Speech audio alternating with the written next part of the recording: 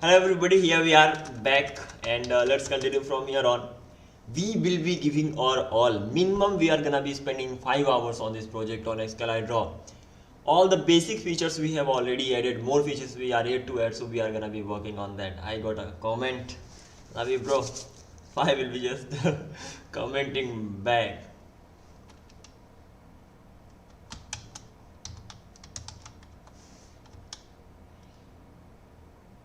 Okay, do I have some emojis here? Yeah. Okay, by the way, let's continue from here on. And first of all, we have to of course go live. Let me check whether I'm live or not, and then we'll do our all. I have to switch off the light, but never mind, let that be on. And let's continue from here on. I took a little time. Usually my timing is actually at 6 o'clock or something to come live, but I came live at 7:50. I had some work, so I was getting that done. Never mind, still we'll give our all and get the things done. Let me check whether I'm audible or not. I have this. Okay, by the way, here I'm audible. I'll make sure that I'm looking at the chats, and I'll make sure that I'm giving my all to get the work done. Okay, so this is how I'll be going ahead. Let's open Comet. We may need the help of AI.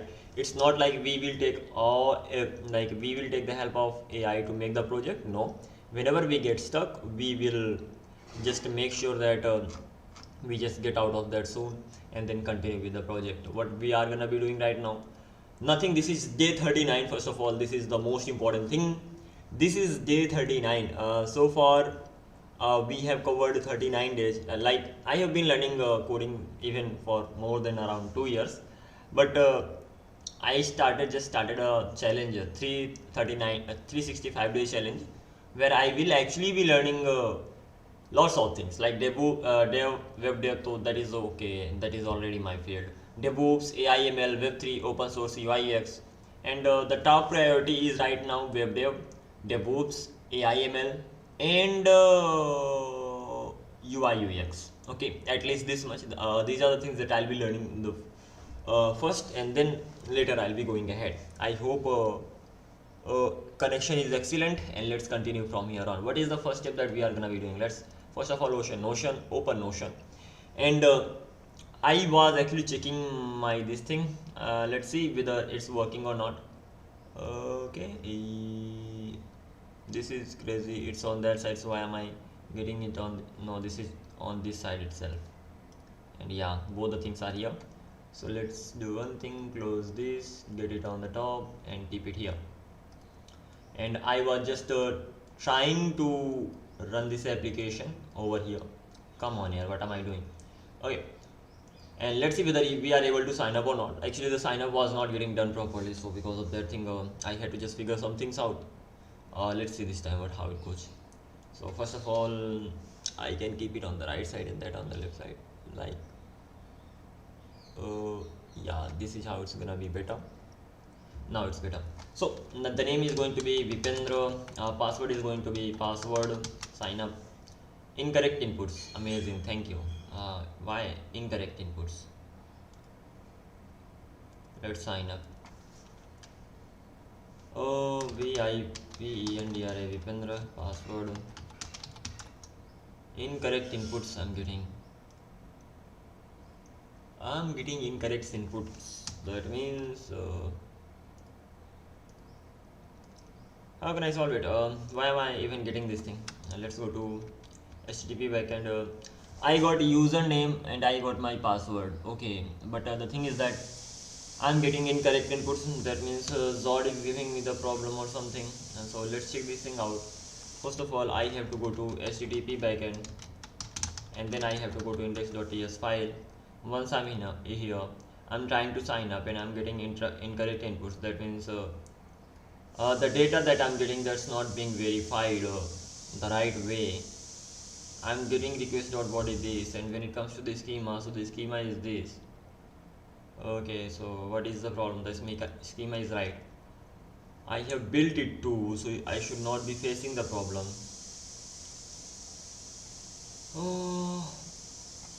Let's see. CLG, not class actually, CLG console.log. Result.success. I am gonna be printing this one too. Let's see what exactly we get over here. For that thing I may have to rerun the server.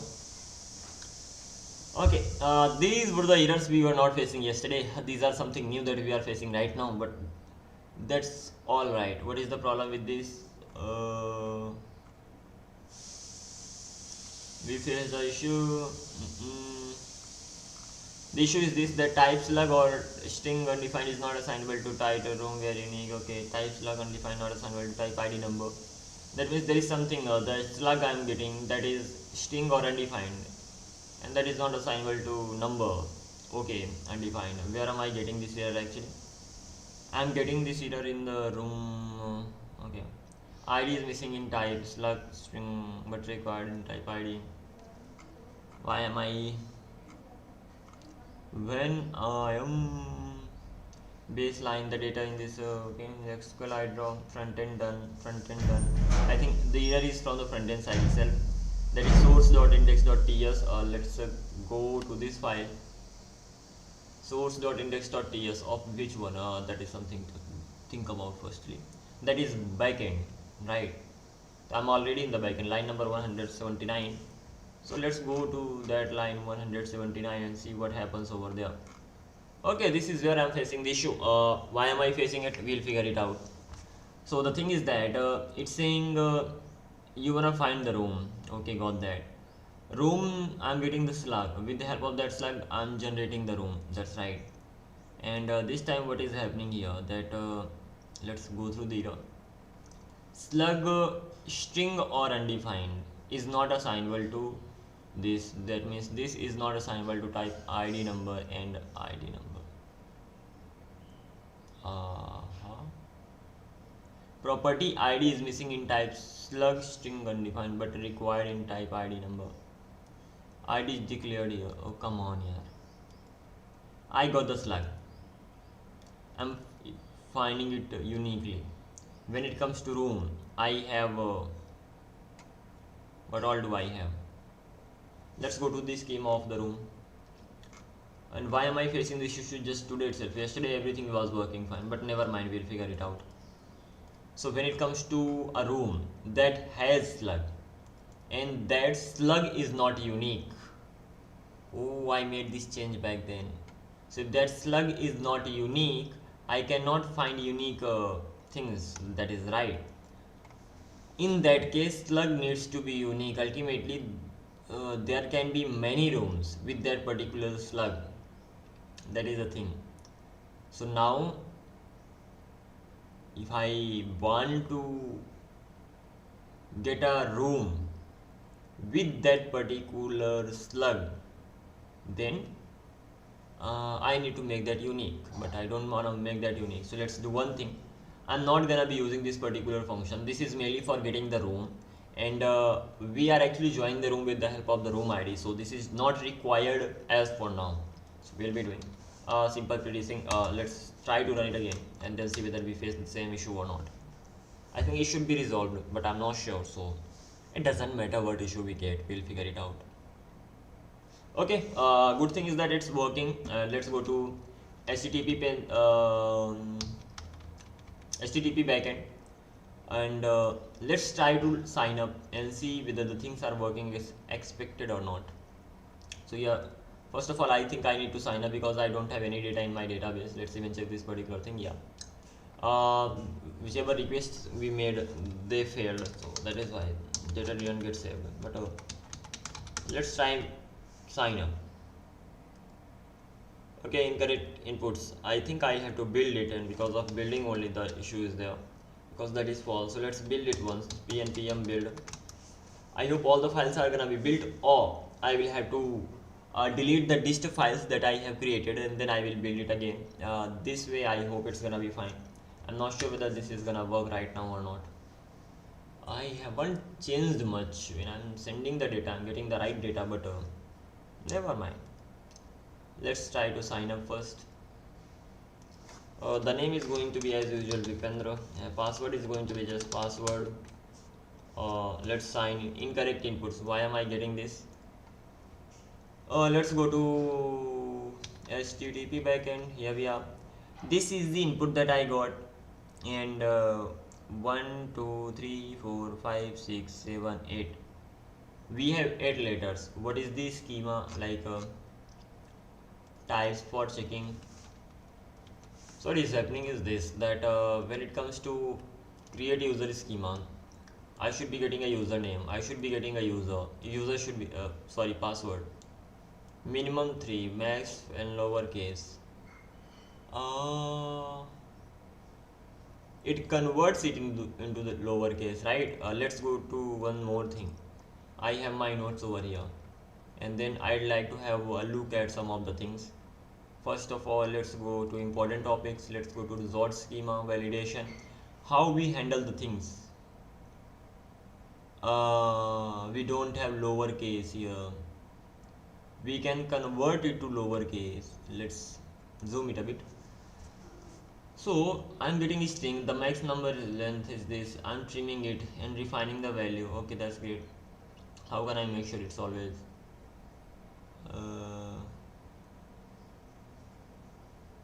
I think it's not gonna help me. I will have to go to itself. Okay, let's go to Zod website itself, and then we'll figure the things out over there. There are methods, so it's easy to find them. And that section is which one? Basic usage. And over here, all the methods have been mentioned here. I hope so. They haven't been defining schemas. Okay, let's search lowercase over here. Lowercase. Lowercase. So if I write lowercase or two lowercase, that is going to work fine. So that means this is not the problem. So I should not be worried about that. Whatever I have written, that is right. The only thing I can do is to simply delete this gist file that I created earlier, even this turbo file, so that nothing gets cached. And once this thing is done, I can just build it again, and I hope the error is going to be resolved. pnpm yep.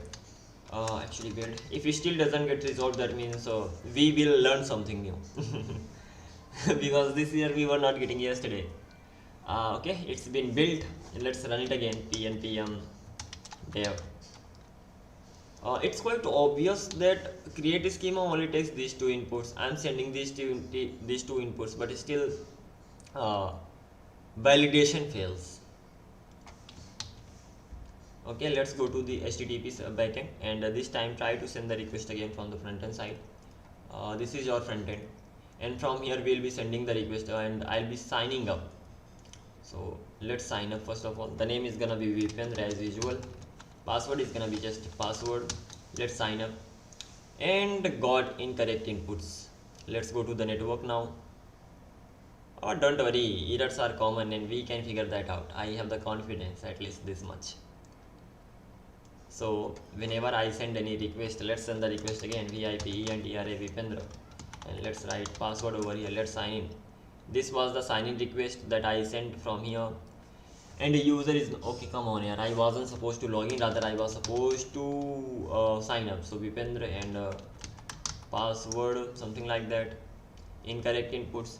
This is the request that went. Payload, I sent this much. Preview, I got incorrect inputs. Because that incorrect input. Okay, here something we learned something new. Great. That is for sign in actually. Then we got a username, we got password, and we are getting false. This is where the error is occurring. So whenever I try to sign up over here,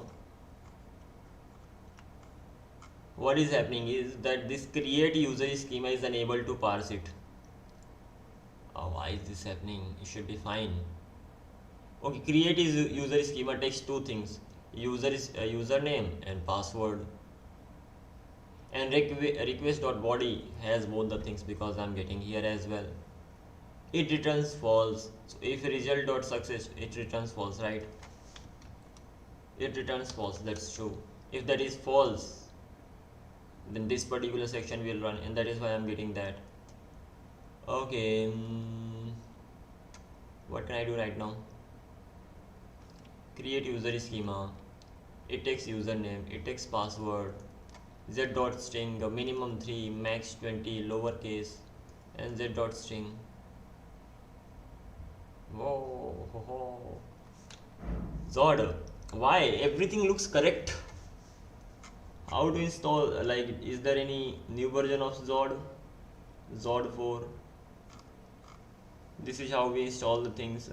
Import everything as Zod. Let's even check this thing, try this thing out if this is going to work. So I'm importing everything from Zod, and of course I'll have to build it again. So for building it I will have to delete the dist file that I created. So this is the dist file, not this one actually, common. Yeah, this is the dist file. Let's delete it from here. The turbo.file file, I actually have to delete that because that caches the file, right? So npm build, let's first of all build it. I hope it's gonna be resolved. Or I have one more way. I will delete all the node modules and all. I will restart everything from the beginning, and then I'll see if it doesn't work. By the way, it has been built. Next npm dev, let's run it. And see, by the way, good morning to everybody. I hope you are doing great. It's cold, I know, but still, you must be well. Okay, let's try this thing out now. Reload the page and let's try to sign up, and then see whether we get the error or not. Either data, we are sending the right data in the backend, so that is even not the problem. Password is going to be this, PAWSWRD. Incorrect inputs. Okay, seems like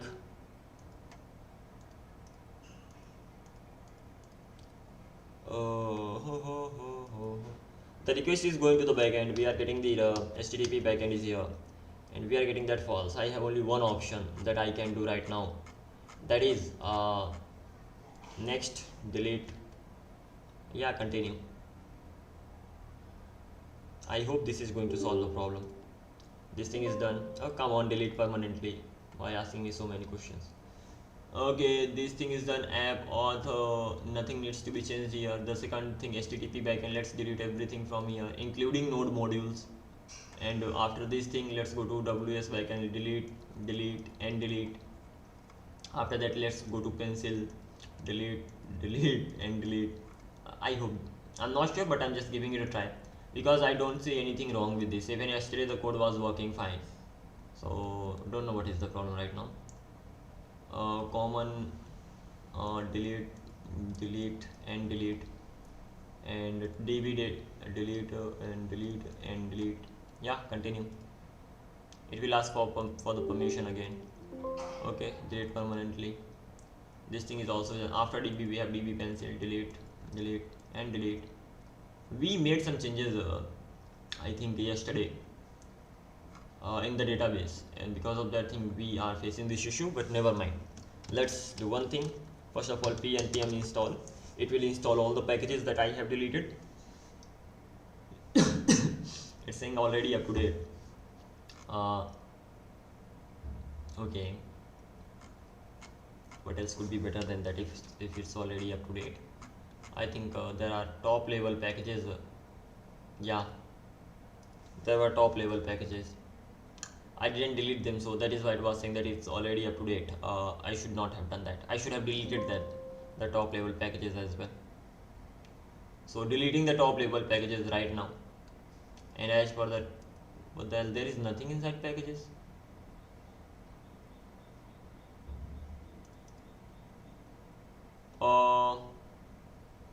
Seriously,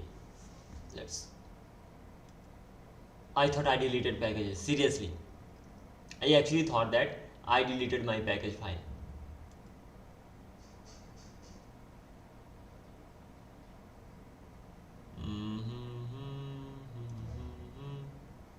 Okay, never mind. Let's simply reload the page and continue from here on. We'll figure it out. Are you sure you wanna reload the window? Yeah, I am sure. Discarding backups is taking a bit long. Okay, great job. Here we are. What is the first next step that we are gonna do here? It's hanging. Let's do one thing. Close this. Close it and then reopen it. And I hope I haven't deleted something by mistake. Yeah. npm install. I'll be simply installing everything. Can the version of the packages be problem? Because I'm facing this issue.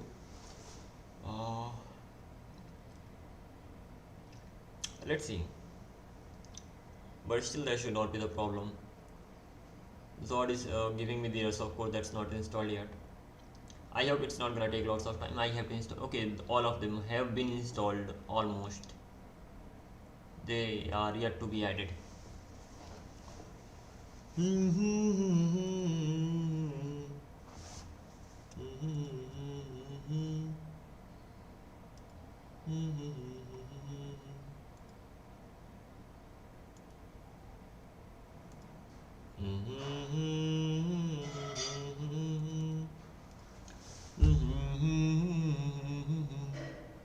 Well, how long it's gonna take? I have good internet connectivity for sure. It's just taking time. Log file is up to date. Resolution step is skipped. Packages they are being installed, resolved, reused, and added. Okay, these many packages are being added. Okay, almost done. We can continue from here on. We have already built it. No, we haven't. So pnpm, let's build it right now. I hope we will. I think it's not built yet. Yeah, it's getting built. Full turbo repo 10 by 10 cached, which means it was built. pnpm dev.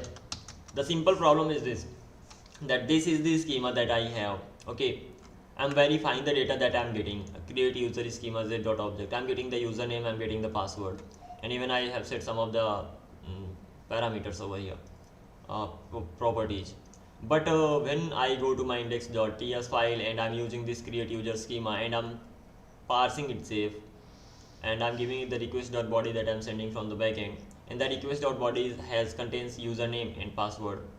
But over here I'm getting the I'm not getting the it returns false, and when it returns false I'm not able to go ahead. That is the main problem. That means this is the code that is misfunctioning. So we have to figure it out actually to make it work. Reload the page. Can't I reload it? Yeah, I can. Let's go to sign up. Try to sign up again. Let's name it this Vipendra small. It's gonna be small this time. Vipendra, and the password is just going to be password. Let's sign up. User signed up successfully. Why? I should be happy, but I'm saying why. Let's write capital. I'll be writing capital Vipendra, and password is going to be password. Let's do it again. Incorrect inputs. If I write hello and password, user had been signed up, there were incorrect inputs. Yeah, sorry, hello and password, sign up. What the hell? When I'm sending it in small letters, then I'm not getting any error. Like if I say hello and password is gonna be this, user not found. By the way, I should sign up. I think that lower thing is causing me the problem. Hello and password. Oh my god, I think that is something as I have used this inside types, I have used this lowercase. That means it's only accepting the payload in lowercase. It cannot accept it directly. So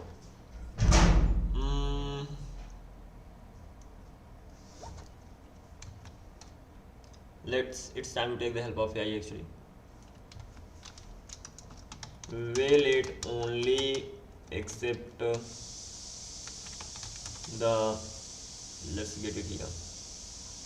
Will it only accept the username in lowercase? No, the schema will not will accept usernames with mixed or uppercase letters during validation, but the lowercase transform the input by converting it to lowercase before proceeding with further checks or returning the parse value.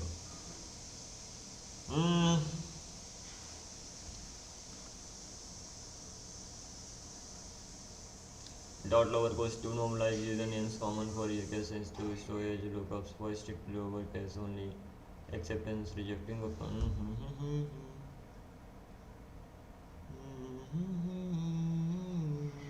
for strict lowercase only acceptance rejecting uppercase change this.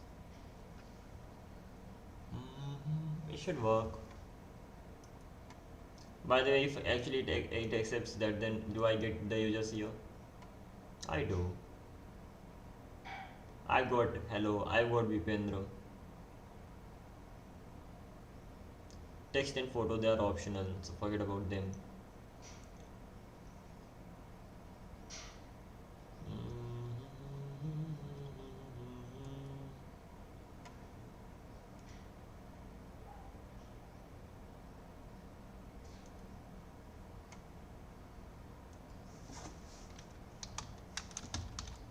Hi.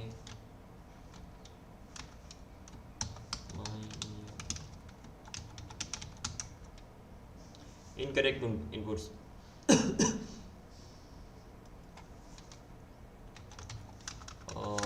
Demo. What's up, dude? Well, stuck with this. I don't know why I'm even getting this. Like over here, I have used lowercase. That means it should normalize the username even if I enter in capital letters. But it is not normalizing it, and the another thing is that I'm actually, when I send the data in lowercase, the sign up gets succeeds, but when I send it in capital letters, it doesn't succeed. So maybe this thing is causing the problem, and I don't know why. But yeah, doing great.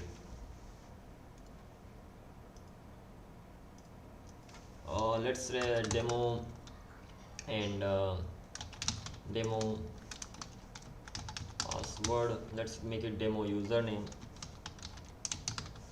Let's sign up. Incorrect inputs. And this was the sign up thing. This was my payload. Okay, demo password, demo user. Why am I getting this? Not really this one. This one. It's time to take the help of AI.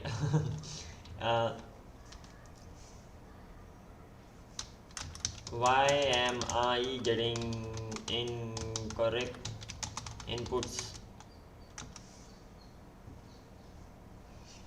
I should not be getting. I'm damn sure about it. I'm definitely missing something. That network shows that the raw request body not so it will still. The network tab shows the raw request body, not the job passed validated data. So it will still display demo username exactly typed. Why lowercase actually appears? Lowercase runs inside your Zod schema when you call something like create a parts request via your frameworks adapter. The value becomes lowercase only in the past result. For example, this const data created. Okay, got that. How do come on here? If you want to reject non-lowercase instead of this is crazy. I'm getting incorrect inputs when I send a demo user name. It will not give me any data, and the data will be saved as I'm signing in, but I should be signing up. So let's say demo user name and password. Let's sign up. Will user signed up successfully? Then I can sign in from here. So demo user name and this is going to be password. Demo password. Let's sign in. Password incorrect. Okay, sorry. But what's the password? Don't remember even the password. Demo. Okay, so it's working. This way it works. I can create the room. I hope creation of the room works as well. So new room for me. Room has been created. I should be able to join the room. Okay, I'm inside the room. I should be able to draw the shapes. This thing is working. This thing is working. This thing is also working. This thing is working too. And I can add some text. This is the text. So okay, and the another thing is that I should be able to move them here and there. So even this thing is possible. I can move them here and there. I can keep it in a sequence. So it's going to be like this. Let's keep it in the sequence and let's reload the page. I hope when I'm moving them, they are actually the coordinates are actually changing. So if I reload the page, they should be in the same row. And guess what, we are getting it. So this thing is also working. Like even if we move, if I move this circle from top to bottom, this will stay at the bottom only. So these things are working insanely crazy. Like this is just amazing. But this is not the problem. The problem is, let's log out from here. The problem is when I try to sign up, at that time when I write any username, suppose what is your name, David, and if I write any password over here,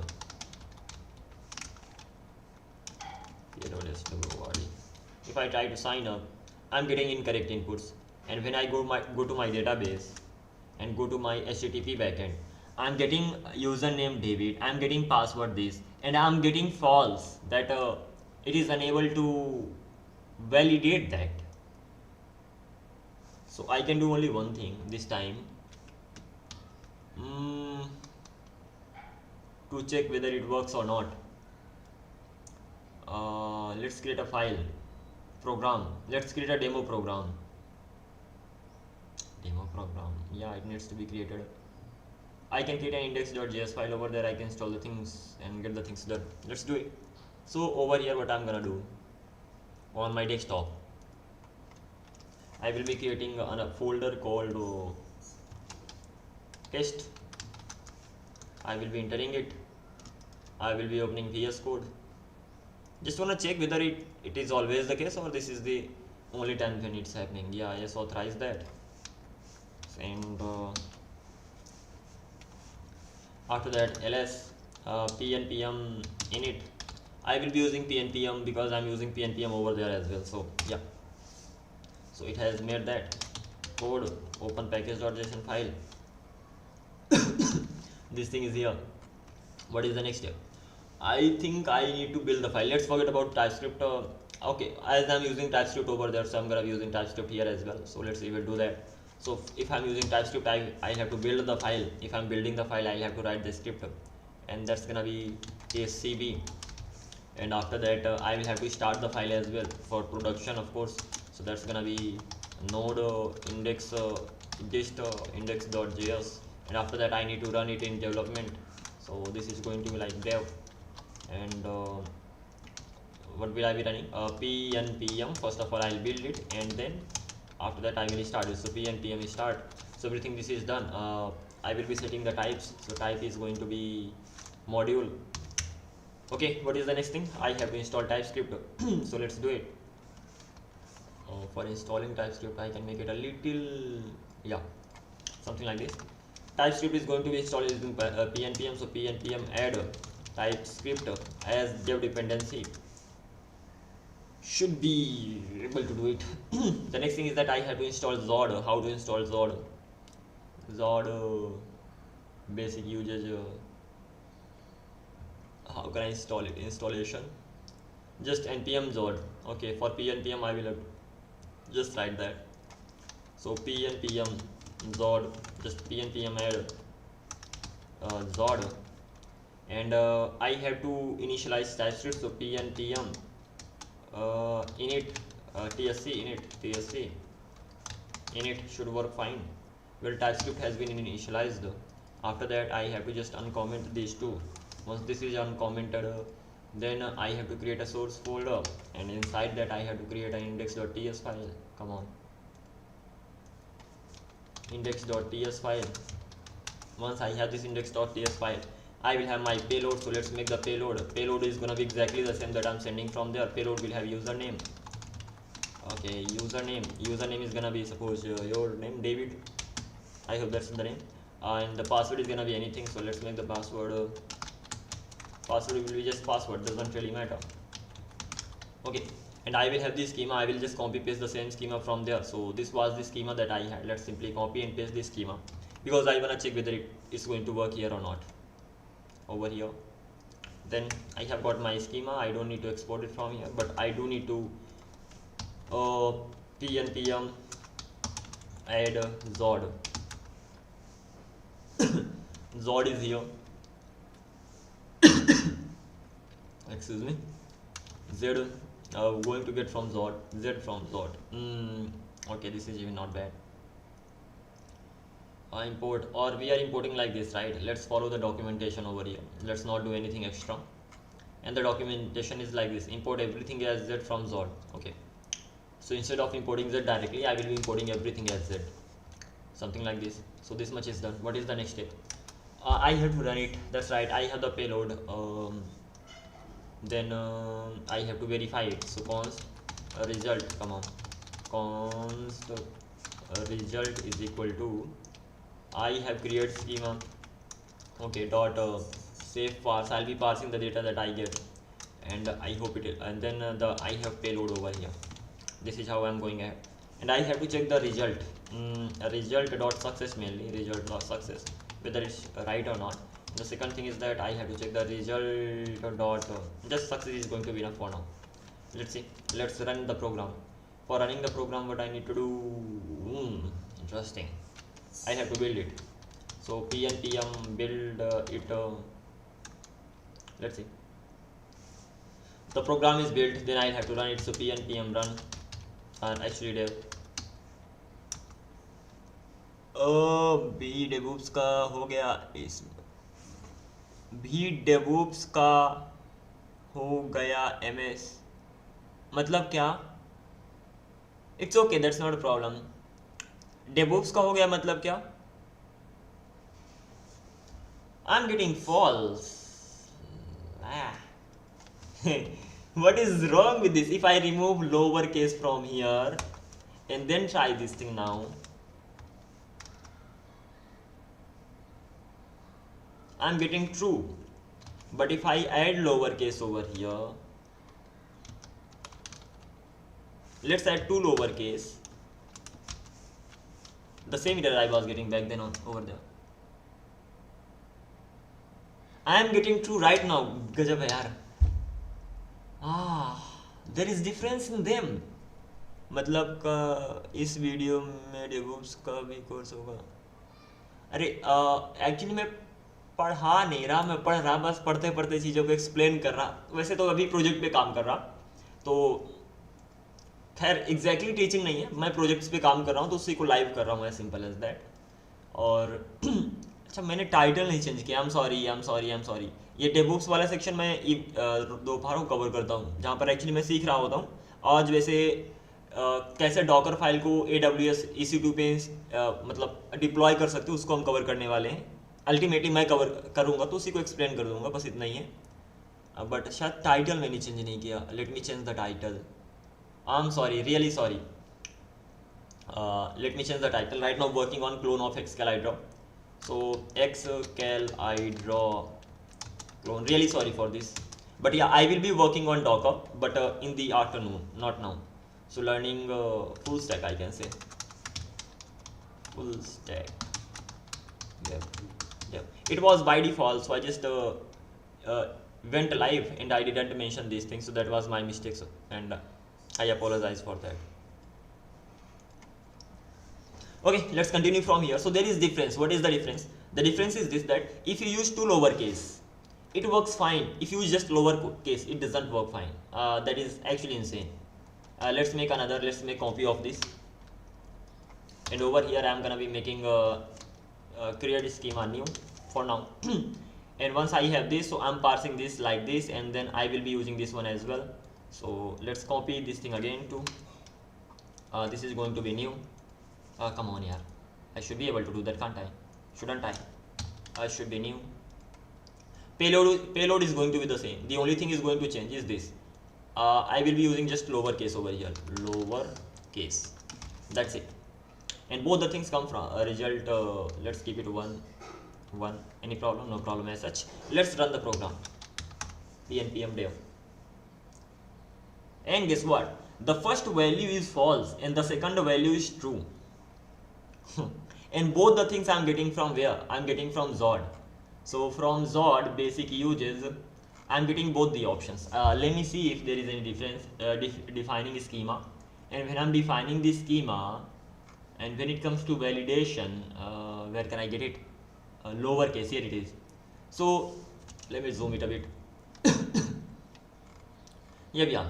So what we are getting, Zod provides a handful built-in string validation transform APIs to perform some common string validations. So you can use lowercase to convert something in lowercase, okay, or to perform some simple string transformations you can use two lowercase as well. So ultimately we have both the options. We have two lowercase and we have this. Let me check whether if there's any difference or not, or do they do the same job. So lowercase, because right now they are not doing the same job, versus two lower case in Zod. In Zod, methods for converting string lowercase to lowercase. Defining schema.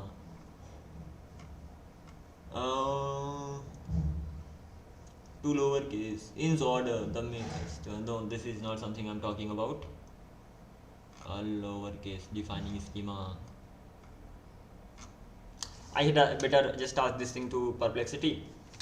To just lowercase versus to lower case in Zod. I hope it will be able to answer better. Or it could be that I'm using npm package, like package manager, not package manager, run environment. That is, what is pnpm?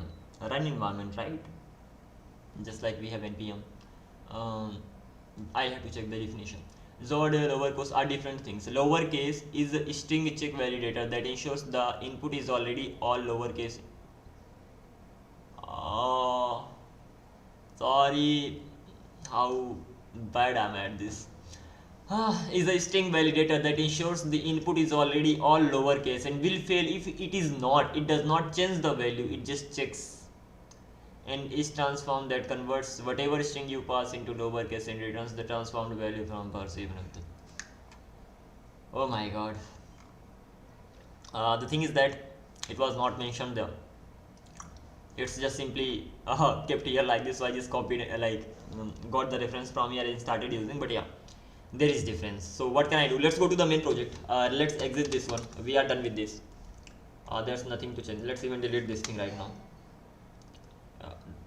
Should I delete that? I have deleted that. Later if we need to just check anything, we will be using that.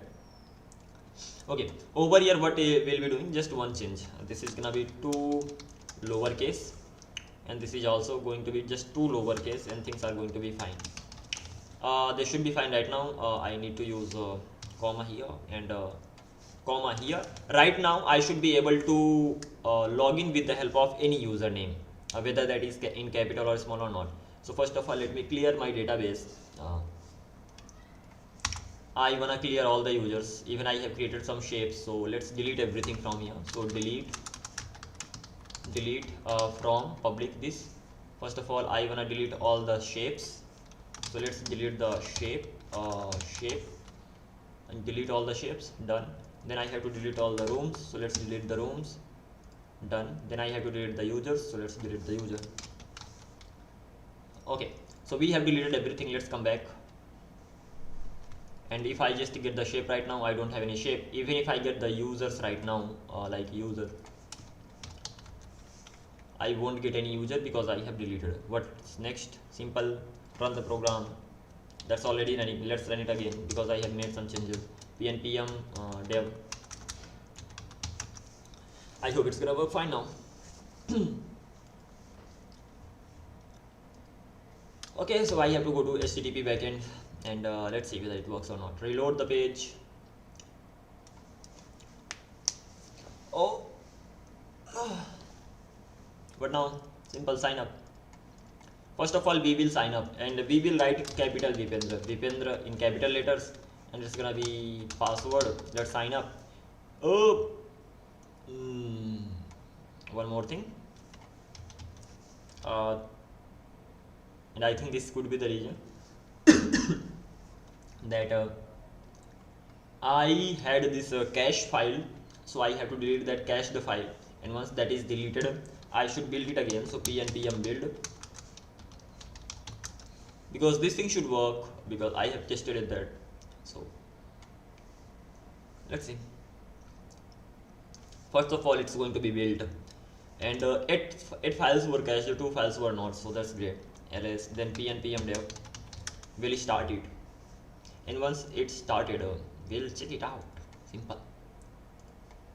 Reload the page. Oh, come on. UI is really simple. Forget about that. We are focusing on the functionality part rather than the UI one. I'll learn UI one day too. Let's sign up right now. And over here it's gonna be capital Dipendra, and that's gonna be password. Sign up. User signed up successfully. We've done it. Amazing. Now we can sign in, and if I go to my database, and if I look at the user is still getting saved in lowercase. Like even if I enter the user in capital letters or not, that will always be saved in lowercase. And even if I write in lowercase right now Vipendra and then password, I should be able to sign in. So this was something that I wanted to work on, and that's done right now. Let's continue from here on. Next, let's create a room. Room is gonna be coding room, where I will be just coding diagrams. Let's create the room. Room has been created. Join the room, and once I have joined the room and inside this, and I can just welcome you all. Even this is even if I just double click anywhere, I should be able to write. So hello. Hello nahi actually. Hello. I welcome you all here. Something like this. And not only this, you should be able to move it here and there. The color is really bad. I'm sorry for that. I will change this after some time. But this is how you can draw the things. This is how you can draw this. And you need this thing as well. I have to add more shapes. These are just limited shapes right now. But before that, I have to add some of the functionalities before I add the shapes. And yeah, so I can say circle. Okay, then I will have what? Rectangle. So this is a rectangle. This is the line. Something like this. Let's move it. Come on, let's move it here. There is one more problem, that the shapes that was drawn earlier, they are on the top of each. They are on the top. So if I yeah, if I move this over here and then if I click on it, I can click this particular thing. So if, right, whenever I'm drawing a shape for the first time, the first shape is always on the top of the shapes that are being drawn after that. So I have to fix this thing. Even I don't know how to fix that. But first of all, let's change the color. I should be able to write just a second. Come on here. Okay, here I got my pad, and the thing is that I have used the pointers here.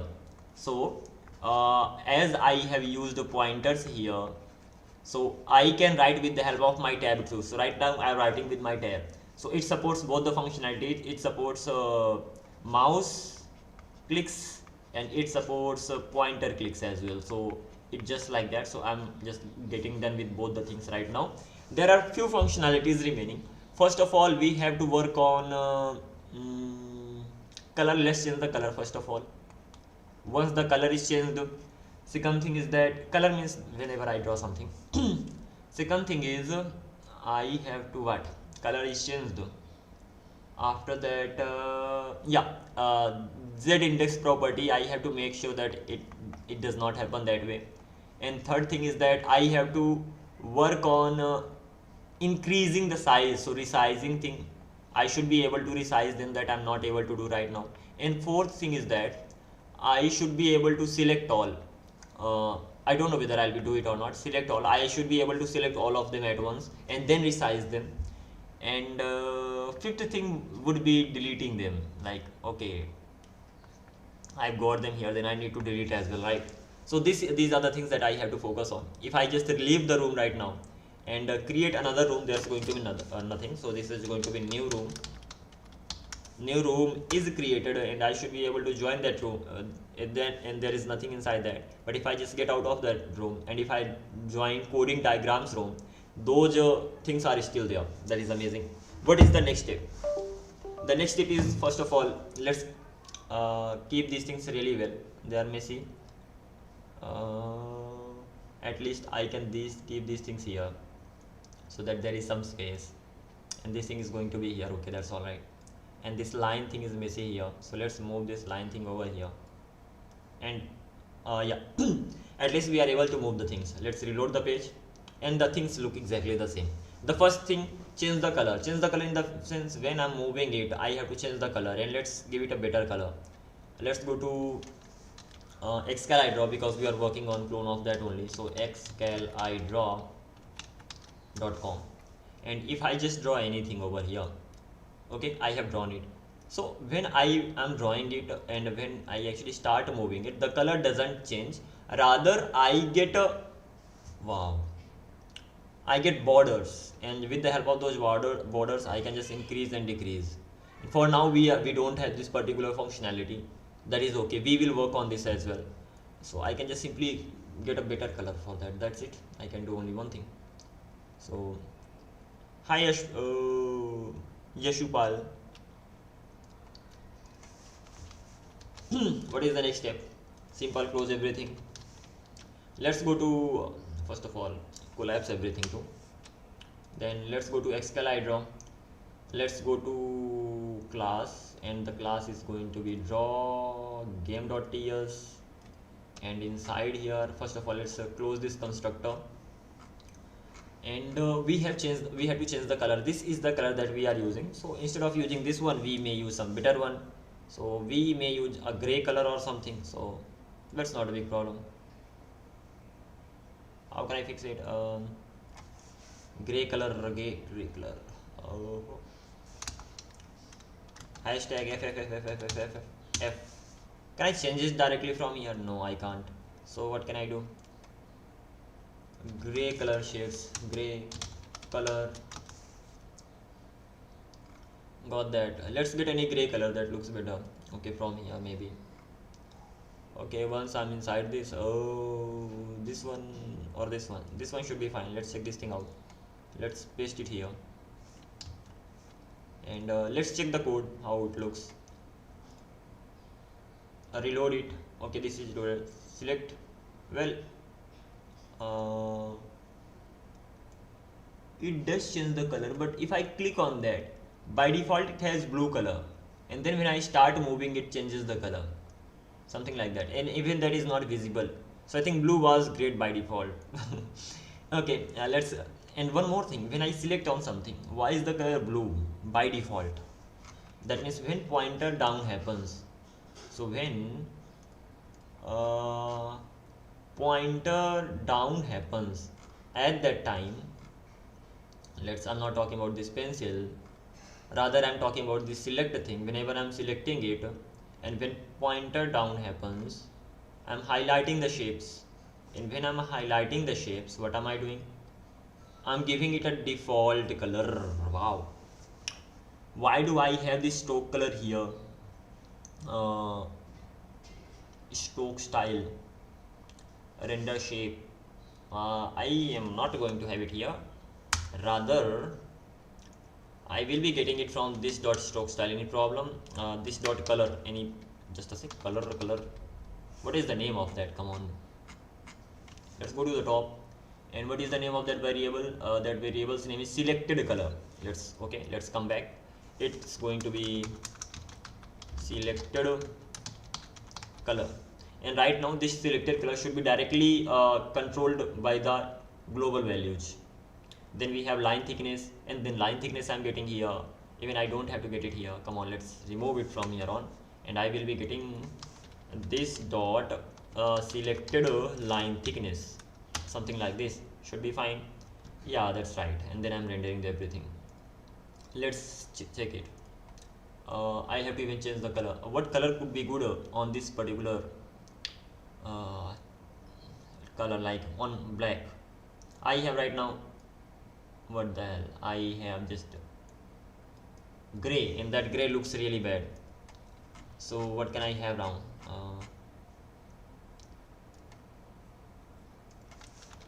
What color looks good on top of black? Color palettes. Okay, this is the black color that I have. Then I can select any one of these. Great job. I already have white, so I will not be selecting this and I will be going with this. Even this is not bad. Yeah, let's go with this. Not gonna be spending lots of time just selecting the colors, because this does not make any sense. Copied it and let's paste it there. Later we can work on it when we have some like spare time, but for now let's continue with this thing. Okay, this is going to be hashtag, and let's see the result of it right now. Reload the page, start moving the things, it gets of this color. Well, yeah, the color changes, but it's not visible that much. Let's make it what I didn't want to work on it much, but let's see. The next thing can be this one. Let's check this thing out. Control C. Initially I had blue, but that looked really terrible, so just thinking of replacing it with some colors. Reload the page. Yeah, this is great. Like, yeah, not bad. This is actually great. It looks good. So now we have done this thing as well. Even we can move the lines, but the thing is that at a time you can move only one line from one place to other. So if there is E, then you can only move E. And I haven't implemented select all functionality, so that all of them are selected, then I'm able to move all of them at once. So we will be working on that. But all of them means if that particular coordinates, if I select, start moving something from here, then a rectangle should, okay, let's work on Z index, and after that we will be working on this resize thing. Like, I should be able to resize them first of all, then I will be working on the select all. So Z index, even I'm not sure this property exists, but let's see. Ask the AI whether it's possible or not. On canvas,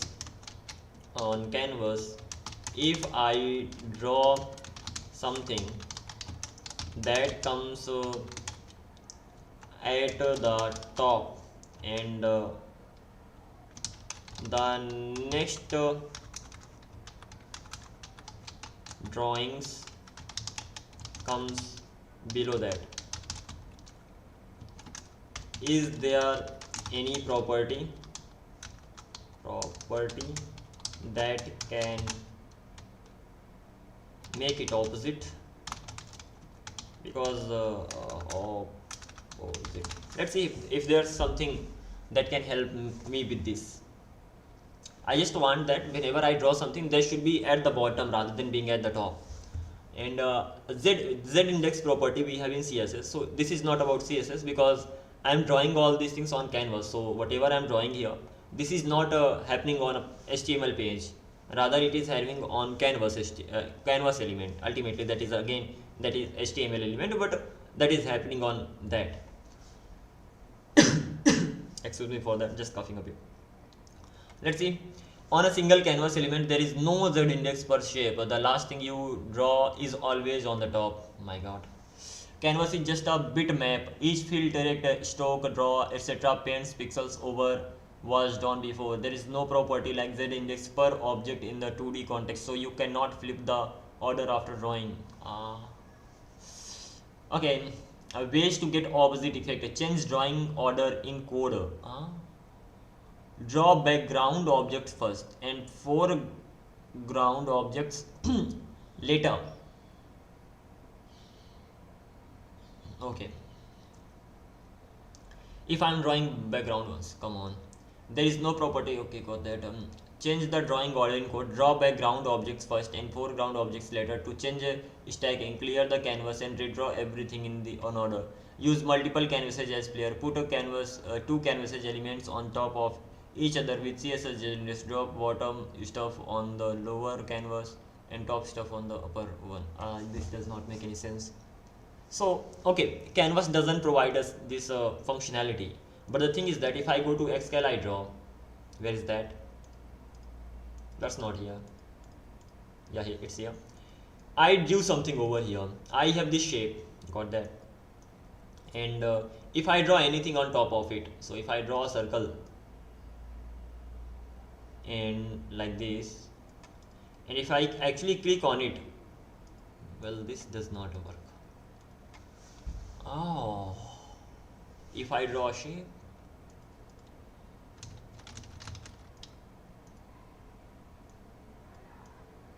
let's keep the shape on top of it.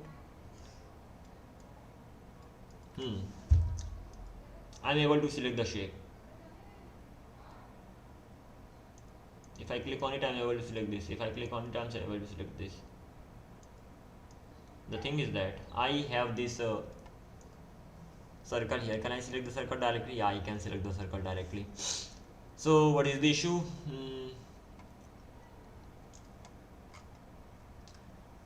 On single canvas element there is no Z index. Okay, canvas is just a bitmap. Each field, direct, stroke, draw, etc. paints pixels over what was drawn before. Okay, there is no property like Z index.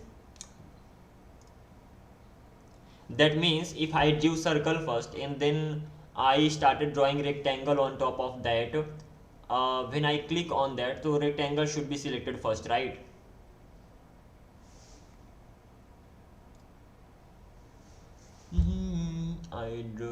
I said I do circle first. Forget about that. I started drawing rectangle on top of that. When I click on that, the rectangle should be selected first. Yes, if you draw the rectangle after the circle, the rectangle is visually on the top, but selection is automatic.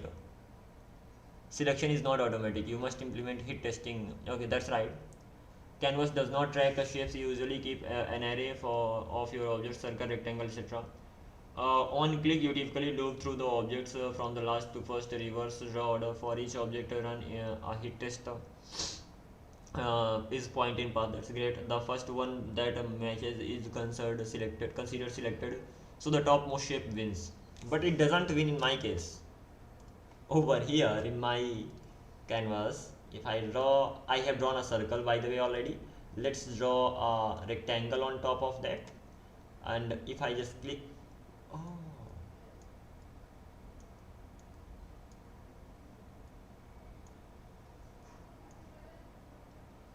this was drawn first.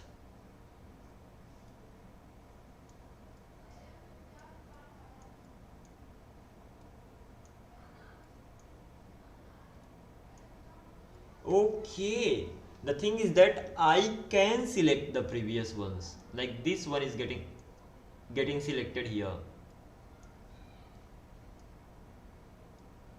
There's just one thing that I'm able to move it as well. Suppose let me draw something, let me write something. This is something I'm writing first. Hi there. Okay, let me draw this rectangle on top of it.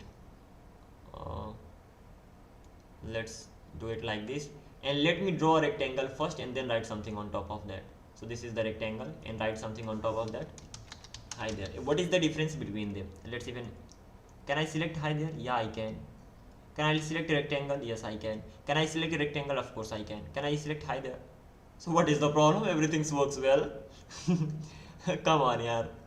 I was just kidding. I wasn't kidding. I was serious, but this works great. I can select the text here and move. I can select the circle and move. Same thing happens over there. I can select the text. Over here I can select this rectangle and move. I can select this circle and move. By the way, okay, this is the problem that I'm getting. But it should be obvious that let's work with the rectangle in that. Create another room. It's messy. New room. Okay. Over here, if I have a circle. Over here, if I have a rectangle. Okay, if I click on the circle, if I click on the circle, it got selected and I am able to move it. If I click on the rectangle, it got selected, I am able to move it. So what is the issue? Circle, rectangle, moved. It's working well. We don't have to do anything else. I thought it wasn't working. Let's draw a line on top of it too. And now these things are here. If I click on the rectangle, move it. Click on circle, move it. Click on the line and move it. What is the problem with this? Nothing. We are fine. Next, what is the thing? We had to work on the next functionality, and the next functionality was Z index is done. Resize. Yeah. Something good. How are you going to resize? So let's come back here, new room. The thing is that now you have to work on resizing. That means once you select a pointer down, and then you start moving your cursor, at that time whatever comes inside that should be selected at once, select all, then you should even be gonna be tricky for sure. So first of all, I have to make sure that it works. When I select, and then I'm able to actually draw it, like I'm able to draw this rectangle. The same way I should be able to draw an imaginary rectangle. In that imaginary rectangle, selects all. This is the first thing. The second thing is that you can draw it. You can have the starting point, you can have the ending point. You can have a variable for selecting all, for pushing them all. You will have their IDs. That is also great. The main thing, how will you make sure that everything is selected? So I have X, Y here. So I have X and Y here. The good thing is that right now I can use my own canvas to explain the things. So I have X, Y here. That can be X1, Y1 by the way. But I cannot update that. That's another case I have to work on. Then I have X1 and Y1 here, just for example. Or X1, Y1 can be there. Yeah, I can't delete it. Let's move it here. X1, Y1 is here. X2, Y2 is here. Okay, so I have these two things, and these things already have their coordinates. The circle has, and so I have to get the starting point and the ending point. I have to get the starting point and the ending point. And if starting point and ending points comes inside the main imaginary rectangle, then I have to select them. Simple, right? And once they are selected, I should be going ahead. Even once they are selected, what do I have to do? I have to click here, then I have to resize them. Like, yeah, I can delete them or I can resize them. So before working on this functionality, let's work on resizing them, because right now I can select them, that's great, but once I select them, I should be able to resize them as well. That is not happening right now. Like if I talk about this particular thing, if I go to here, go to Excalidraw right now, I can select something, this thing, and now this thing is selected, and I'm getting 4 points like everywhere. Like I can just resize it as per my choice. This thing I'm not able to do over there. Okay, so let's try to do it. I selected this. Can't I select it? Okay, again there is a problem that if you select that once, it goes away. What I want, that when I select it, the color should exactly be that, and there should be some points. Yeah, there should be some points at the end. And how will I get the points? Points are like circles, and yeah, that is possible. That can easily be done.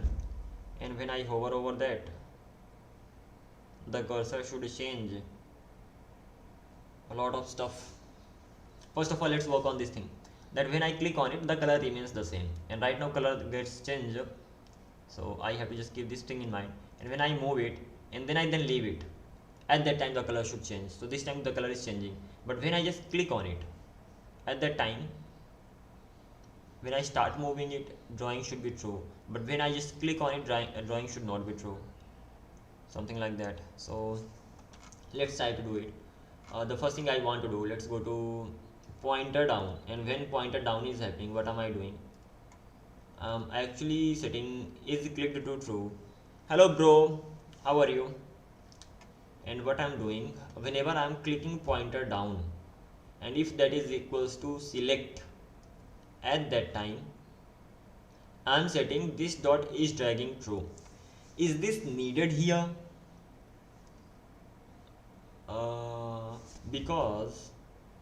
Because when I click on something over here, like I clicked on it and then I clicked, that is the same, and when I clicked outside, that goes away.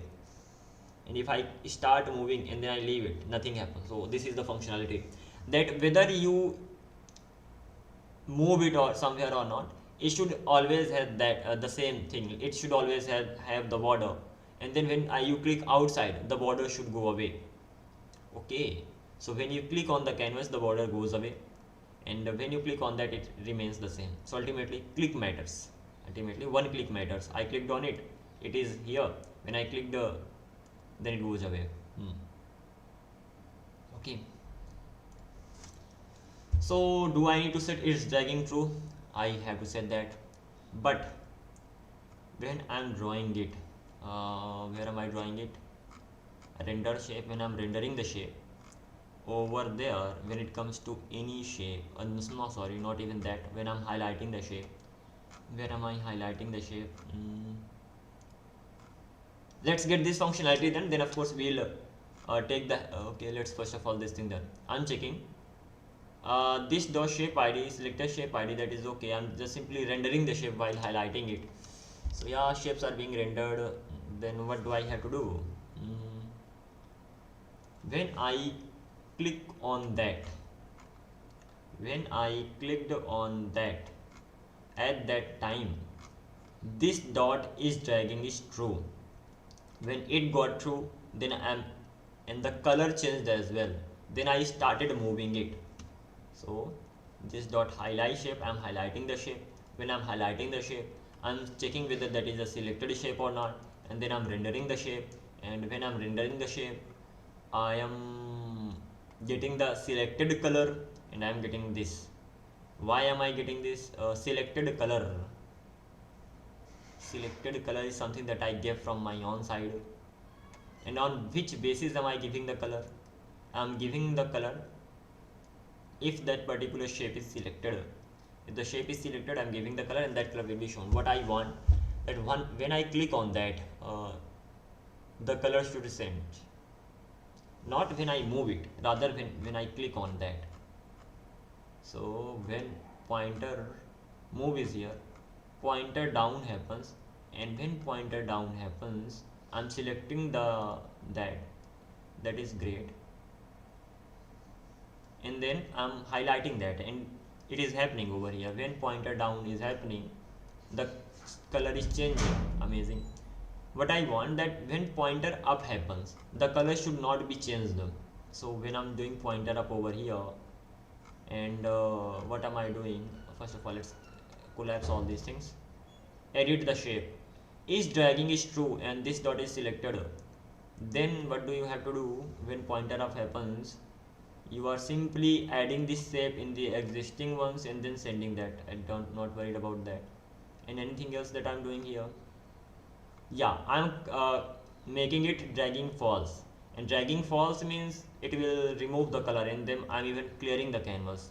So I need to just remove these two things from here, or I am just simply gonna comment them for here right now. And what will happen if I just reload the page, and if I click on something, it's still the same. Why? Is dragging false when pointer up happens. So if pointer up happens, it's false. And anything else that I'm doing here? Many things actually I'm doing. This thing is okay, not needed. This dot, I'm sending the message from here, and create the shape, pencil, clear canvas. This is something that I did just right now. I'm just not making it false when that happens. Let's restart it and see whether it works or not. Oh, come on. What? Can't I do that? That is npm npm.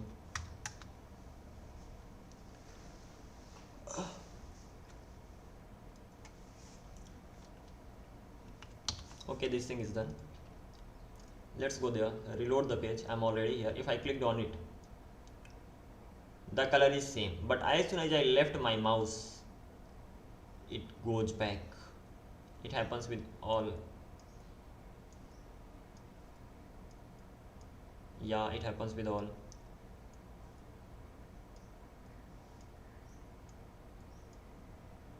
Why is that getting selected? Never mind. I'm making it dragging false. When I mouse up happens, what is happening? This dot is clicked, okay. Width, height, selected tool, got that. Edit image, I'm editing this image, and when I'm editing it, when this dot is dragging true, at that time, and this dot selector shape exists, I'm getting the shape, and first of all I'm getting the index, then I'm getting the shape, and then I'm sending the shape to the database to be saved. And after that, I was making this dot this false, and then I was clearing the canvas. Okay, and then selected the shape ID null, that is okay. And then I was getting the shapes from here. Alright, I've got the shapes from here, ultimately all the shapes. Once that is done, I'm checking whether shape exists or not, sending the data to the database, and getting this thing done. This dot set selected tool, that will be select. Like as soon as I'm done, I click mouse up, that gets to change to select. That is again right. So why this thing is still happening? This only happens on pointer up, that is true. As soon as pointer down is here, the color is that. When pointer up happens, the color changes. But I'm not doing anything as such. On pointer up, I'm not changing this dot is drawing. It is still true. I think I should be able to get it. CLG pointer up, and I wanna check the value of is dragging. What is the value of is dragging? And I'm not even clearing the canvas. So let's see. I think the more features I will try to add from this point onward, they are gonna be more and more difficult. Like you have to just create an ellipse. Now you have to select that ellipse. You have to resize that. You have to delete that. So further coming things are gonna be a bit harder. That is for sure. But let's see. Okay, pointer is true. Pointer is true, and when pointer is true, why is the color being changed though? Because when I start drawing, where is that pointer down? Where is pointer down? Here is pointer down. What am I doing here? First of all, in pointer down, I'm checking whether that is select or not. Okay, once that is done, then I'm getting first of all, I'm getting the x and y coordinates, and once I have those coordinates, I'm simply checking whether particular shape is inside those or hit that coordinates or not. Okay, and then this dot is dragging becomes true over here. And then what am I doing? I'm doing set. Okay, this is also okay. And at the end of the day, I'm highlighting it.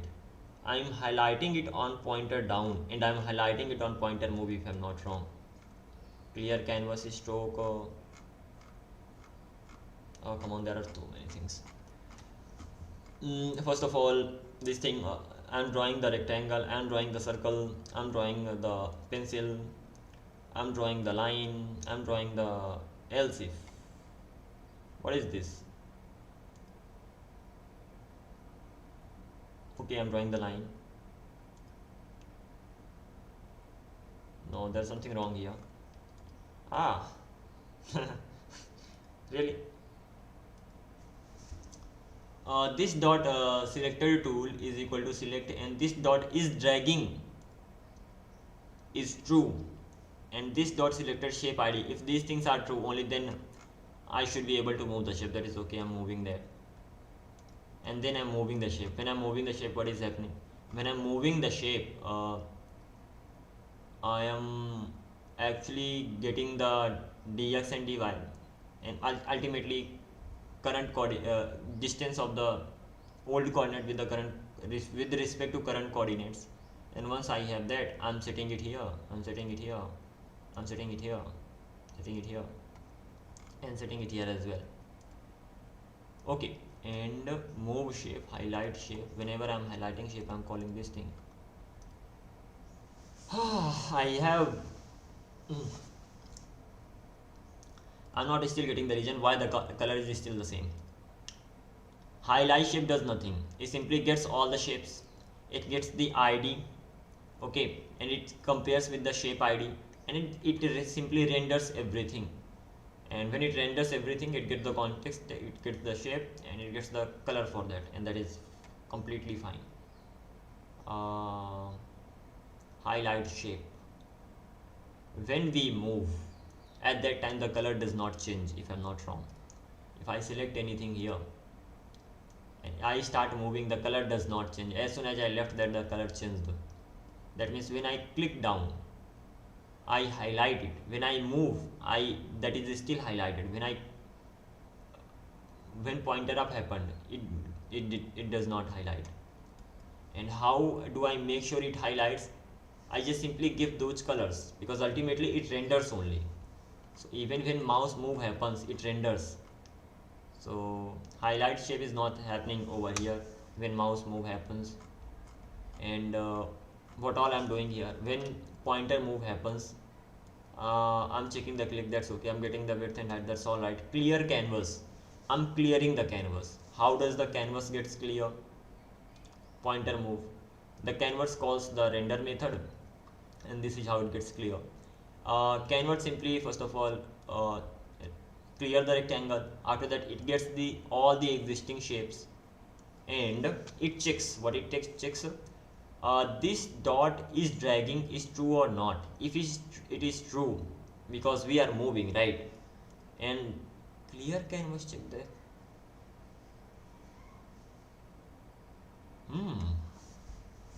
Okay, so this is for moving, because I will clear the canvas when I move it, and I will clear the canvas for when I just reload something. So this dot is dragging is true, and shape dot id, the shape I'm getting from here, this dot selected shape id, if that's equals to the, in that case I have to set the color, the highlighted color. Okay, that is done. In else case, when I'm actually clearing the canvas, if that is not the case, if is dragging is maybe false or something, then I have to just simply render it like this. I will be getting the context, I will be sending the shape, and it will automatically get the color from the database. That is okay. So while clearing the canvas, I'm getting this thing done, and this thing works well. When this thing happened, where is that render shape? Not worried about this. Clear mouse pointer down, not even worried about this. Where is mouse move? Okay, mouse move is here. So I'm simply clearing the canvas. It depends, like if is dragging is true, then it will highlight those shapes. It is not true, it will not highlight those shapes. So that's all right. I'm getting the line width and line height, that should not be problem. Over here, when I'm moving the canvas, I'm drawing these things. When I'm moving the canvas, that means I'm drawing it. No, it's up to me. Either I'm drawing it like this, or I'm actually changing the path of that, changing the coordinates. So if a selected tool is selected, at that time I'm changing the coordinates, and that I'm checking whether is dragging is true or not, and that is fine. Then getting the selected shape, whether is there any selected shape or not. And after that I'm getting that particular shape, okay, from the existing shapes, and I should be removing that shape, this dot existing shapes. I'm just finding that, and after that I'm getting the new x and new y. When I'm moving that, once I have new x and new y, after that what do I do? New x and new y. How am I getting this? And x are the current coordinates, and I'm subtracting the offset, that is also okay. And then I'm just moving the shape over and over, okay, and I'm giving the new shape, like new coordinates to that move shape. When I come here, I got the new coordinates for that particular shape. Once I got the new coordinates for that particular shape, what am I doing? First of all, I have the new coordinates, great. Then I got the old ones, and shape had them, that's great. Then I got the distance between them. So these are the old coordinates, this is the new coordinate, what is the distance between them? Okay, once the distance got calculated, what I do, I use a switch statement and shape.data.x. ultimately I just add that distance. So if once the distance I have defined, like okay, this is the distance right now, horizontally or vertically, I just simply add. So this thing is great. In circle I do the same thing, but this time I'm adding dx and dy to the center, because circle has centers. Then text, I'm adding the same thing. Line, I'm doing the same thing, but line is going to have 4 things: start and both. And lastly I will have points, and inside points I will have to add this to the all the points, and that is fine. Okay, when I move, this thing happens, and then I highlight. Move shape is done from here on. When I move the shape, this thing happens. when I move the shape, when I move the shape ultimately, that means when I move it, do I clear the canvas? Yes, I do clear the canvas. How does the color change? It changes the color on the basis of the selected element. So if that element is selected, if that element is selected, that means if that is a selected shape, the color will change, otherwise the color will not change. That is great. And each dragging is true. So whenever I start moving, clear canvas happens, clear canvas gives is the color, and this is how it's done. Okay, but when I stop moving, like when my pointer up happens, then why does the color goes away? I have to check that thing too. So when pointer up happens over here, okay, at that time what is happening? Clicking is false, that is okay. Width, height, a selected tool, that is also all right. Shape is this, that's all right. Okay, from here things start happening. First of all, I edit the shape. This is optional for now, let's leave it. Pointer up is dragging is still true. I'm not clearing the canvas here. Somewhere or the other I'm clearing the canvas, I'm not getting that. Let's do one thing. Clear canvas. Okay, I have to check that where all I'm using that, because I'm using like this thing. I have this thing here as well. Why do I have it here? When pencil happens, I clear the canvas over and over. That is all right, understandable. And then I have 6 canvas, so let's check them one by one.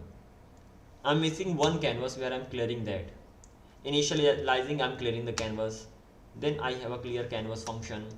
Then I'm clearing the canvas while getting the socket messages. So when I get the socket messages, I clear it. Okay. And then this is the clear one that I have, but I have removed that. Then this is the one that I have. I clear it while moving the mouse. And lastly, I clear it when I draw the pencil. Okay, clearing the canvas is okay. How does the color change when I pointer up happens? That means I render it somewhere. Render, what was the render shape?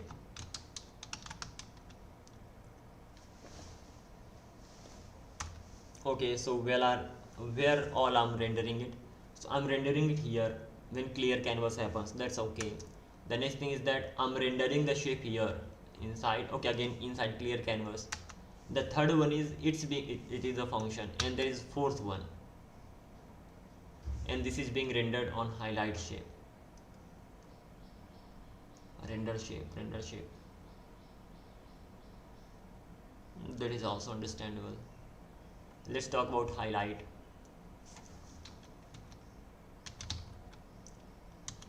Highlight shape. Sorry. It's going to be highlight shape. Is this the name wrong?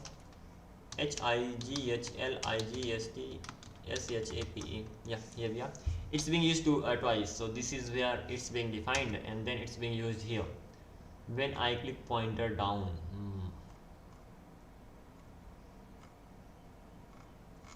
I'm highlighting this. Highlighting means what? Highlighting means giving it that particular color. So when pointer down happens, it gets highlighted because of this. And when pointer move happens, it gets highlighted because of being selected. When pointer up happens, at that time I do not give any color, and that is why when pointer up happens, where is that pointer up? Oh, pointer up.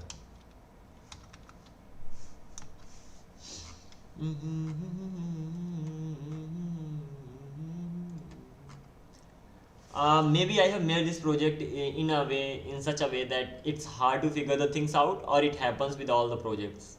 Like when you make that bigger, then you yourself get lost in that project, figuring the things out. When pointer up happens, when I clicked, at that time the color changed, because at that time I'm highlighting that. Let's get it done like this. Okay, so when I clicked down, the color got changed. Why? Mainly because I'm highlighting the shape. Because of that thing, the color changed. Okay. After that, when I started moving, the color changed because I'm clearing the canvas. And mainly when I'm clearing the canvas, I'm checking it whether is dragging is true and selected shape ID, then I will give it the color. So that's also okay. So I understood the reason behind clicking and moving. So when click the color change, I change it myself. When I move, I change it. That is also okay. Next, uh, and even I can do this thing over here. When I move, start moving, and when I'm clearing the canvas, I have already checked this much. Why am I repeating this code over here? Because I already have this highlight color. Let's collapse this. I have this highlight shape that takes the, just checks whether this the shape ID is this or not. That's okay.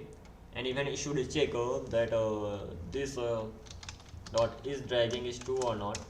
Only then it should highlight that, because as soon as I click down, I make it true. That is right. Once it is true, it's checking both the things, and once it's checking both the things, it's simply getting it done. Yeah, that's right.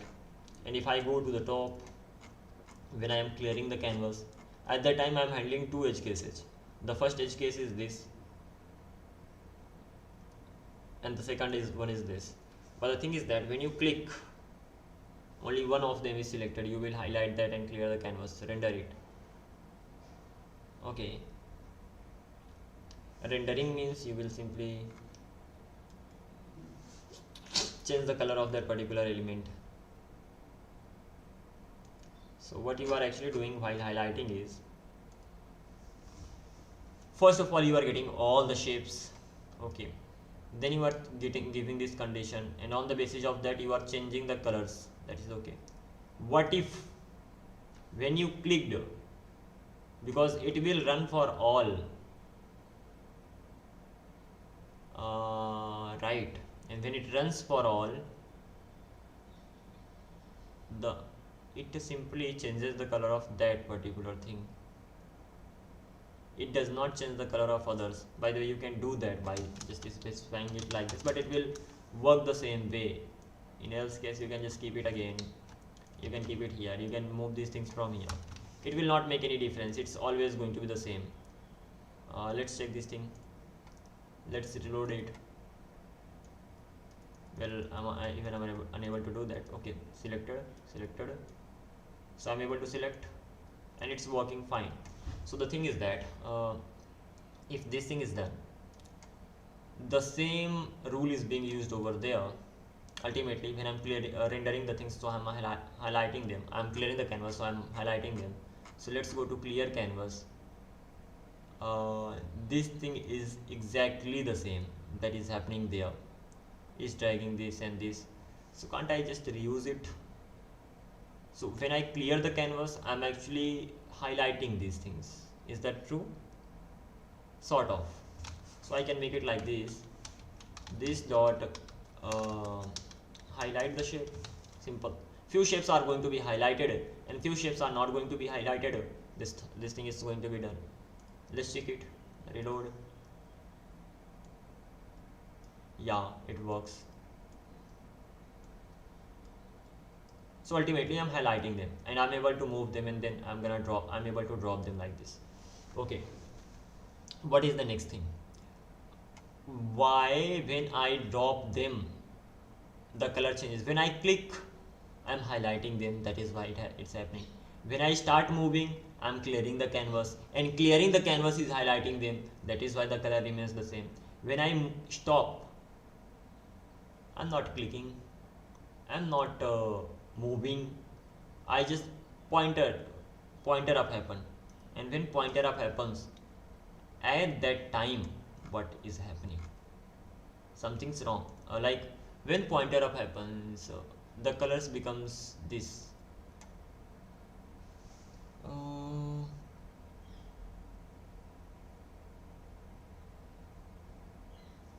Okay, this is not the matter of pointer up. When I clicked on it and when I left it, the data got saved in the database.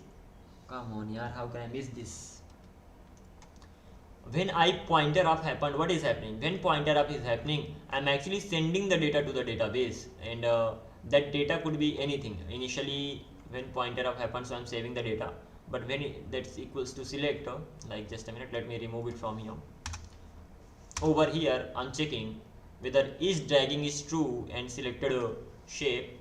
At that time, I'm getting the index, I'm getting the shape, and when I got the shape, I am sending the data to the database. When I send the data to the database, that means I get it back too.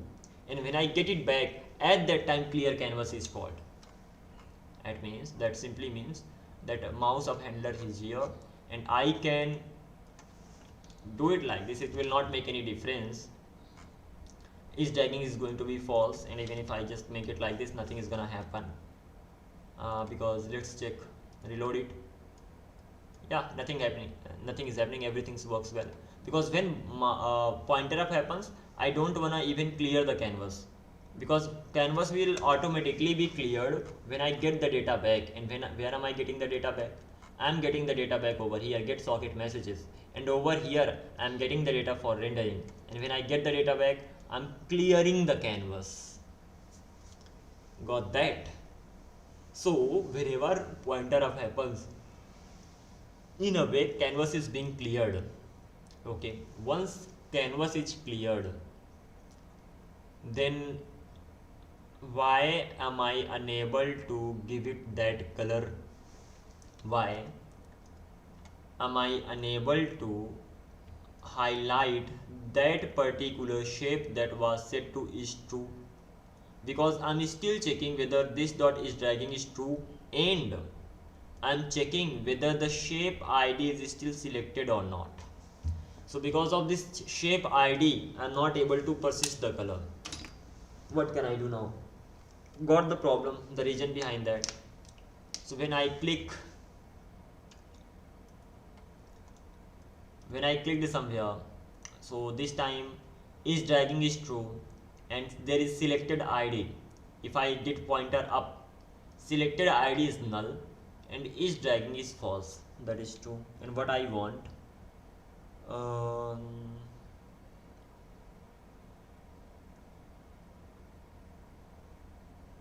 how can I fix this? When I start moving, at that time I should be setting is true or dragging true, and when I stop moving, that means when pointer up happens, I should be setting it false. How are they managing it? That's right. Like I have drawn this over here. I selected it. Selected means what? Selected means come on. It's so small.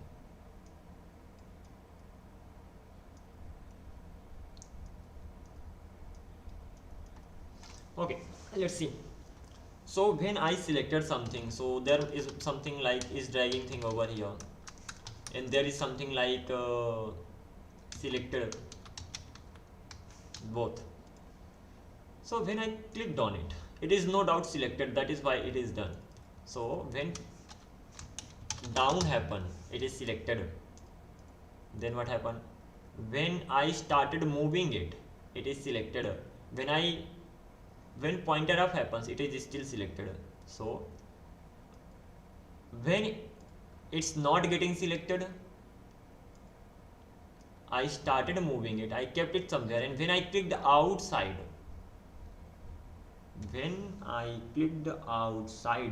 that means when I clicked on the canvas,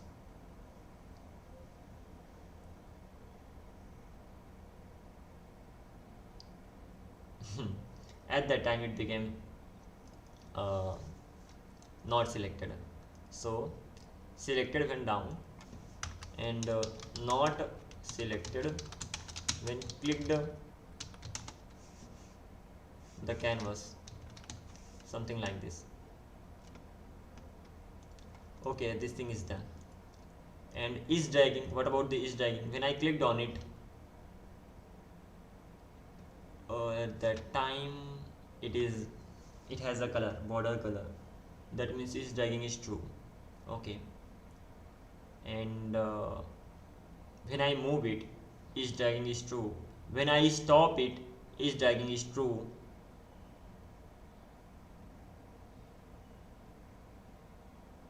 No, how can is dragging be true in this case?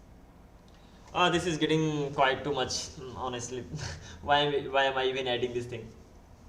It's like I have to just copy and paste all the functionalities of this, and it's too much. Let's stop this thing right now. I may take the help of, first of all, I would have a plan for that, like, okay, this is how it's gonna be going on. We can do one better thing. Instead of worrying about it much, like we are able to get the stuff done, right? Over here, we are able to draw it, we are able to move it like this, and we are able to keep it here and there. What else do we need? If I refresh the page, it is still like that.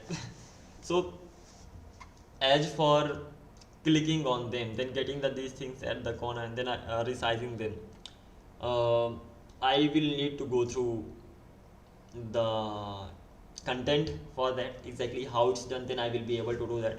For now, I can do one thing. I can just simply add more shapes. Adding more shapes means, what are all the shapes I can add right now? First of all, I wanna add ellipse. Ellipse is something that I wanted to add.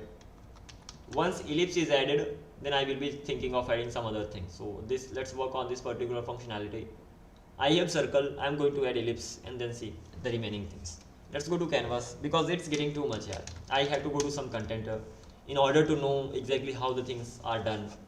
But there are few things that we can do right now, so let's get them done, and then we'll see. So canvas, I had a link, coding the code, portfolio,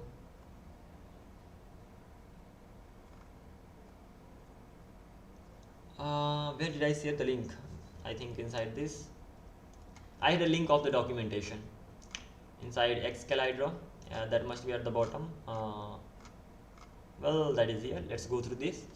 It gives me ellipse, or I can just simply search canvas ellipse, canvas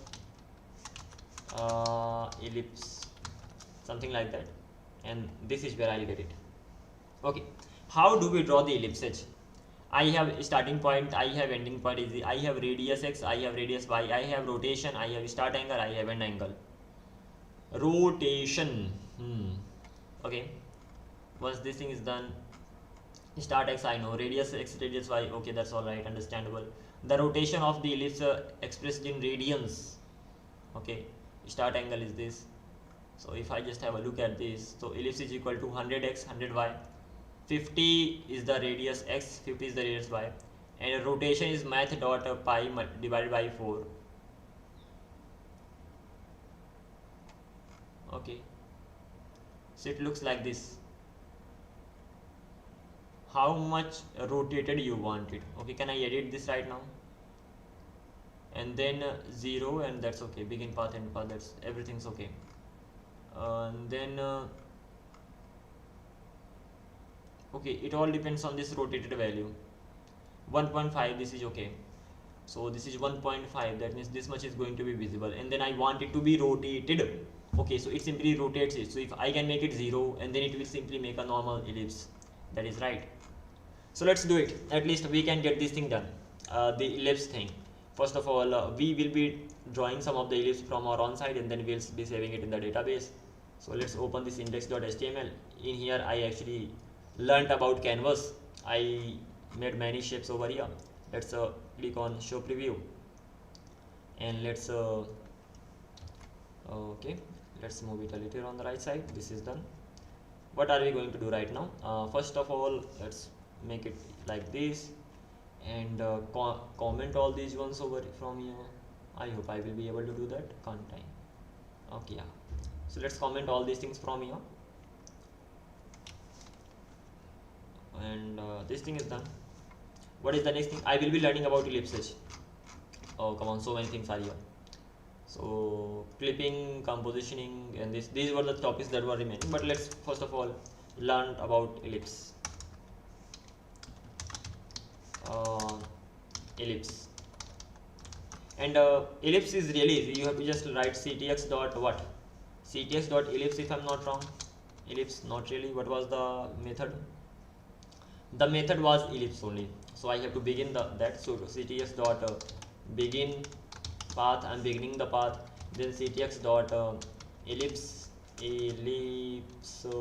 Okay, but all it needs. It needs the x coordinate 50, y coordinate 50.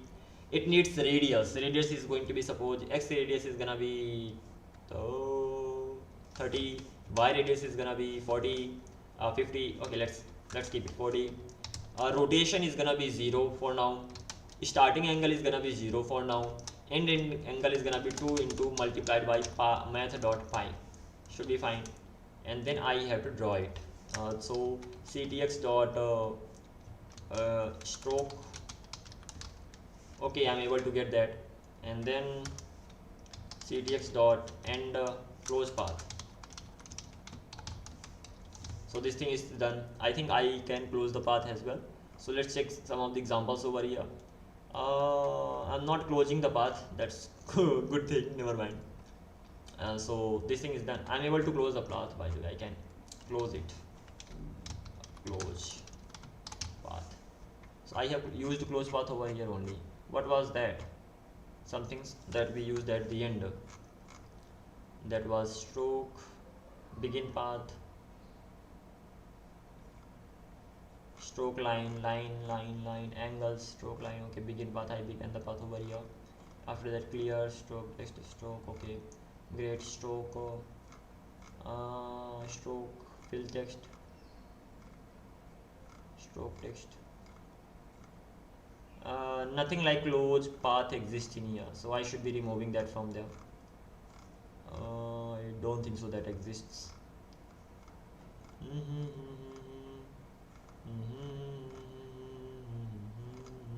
Okay, let's remove this close thing from here. This much is enough. I can give it some properties right now. So ctx dot line width, let's give it this, and that's gonna be 3. And let's give it the color ctx dot white.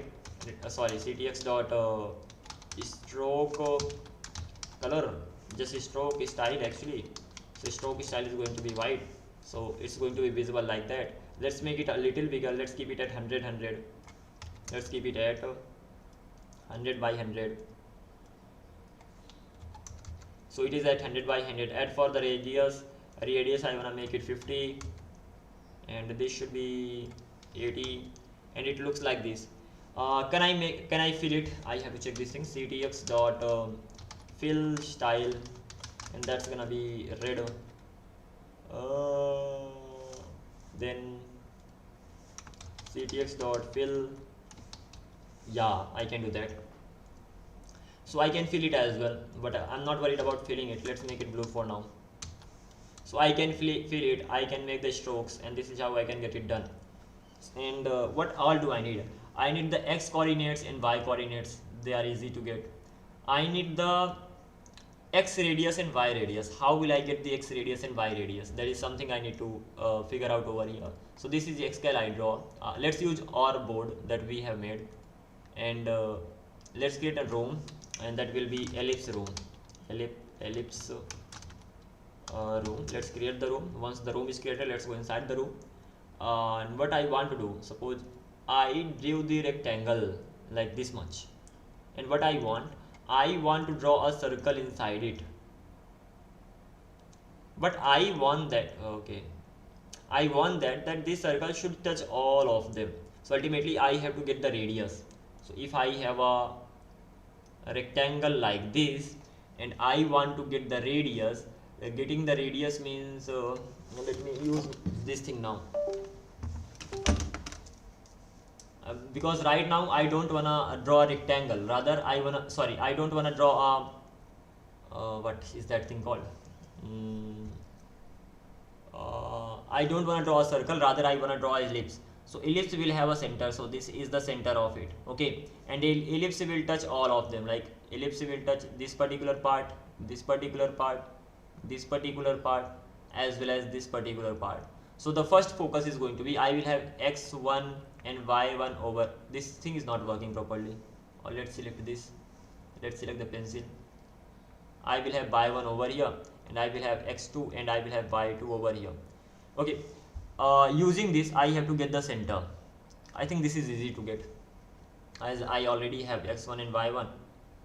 So how can I get even this? First of all, I have to get the center. Once I have the center, I will be able to get the x radius. I have to focus on that. So x radius, and then I have to get the vertical radius. So I have to have two types of radiuses. So even for that thing, I need to get these points, the center points, x, y, I can name it. So how to get this thing? If I have a rectangle like this, okay, if I starting points are 5 by 5, ending points are suppose 10 by 30, whatever, I want to get the middle part. 5 by 5, 10 by 30, that means over here x is equal to 10 and y is equal to 30, that is right. So 10, 30 I have. So the distance of this is 10, distance of this is 30, that is right, and I have to get the middle part.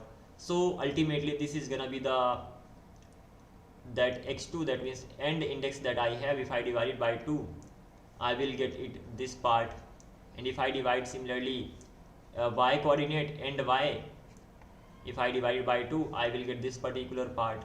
That means I got this, right? I got the center. So once I got the center, what is the center right now? The center is going to be 10 by 2, that will be 5. And what the hell?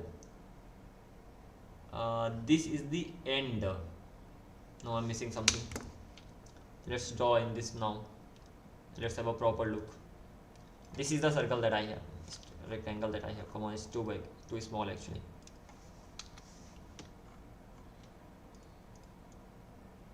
Okay, this is the rectangle I have. Okay, what I want to do, first of all, this is the thing.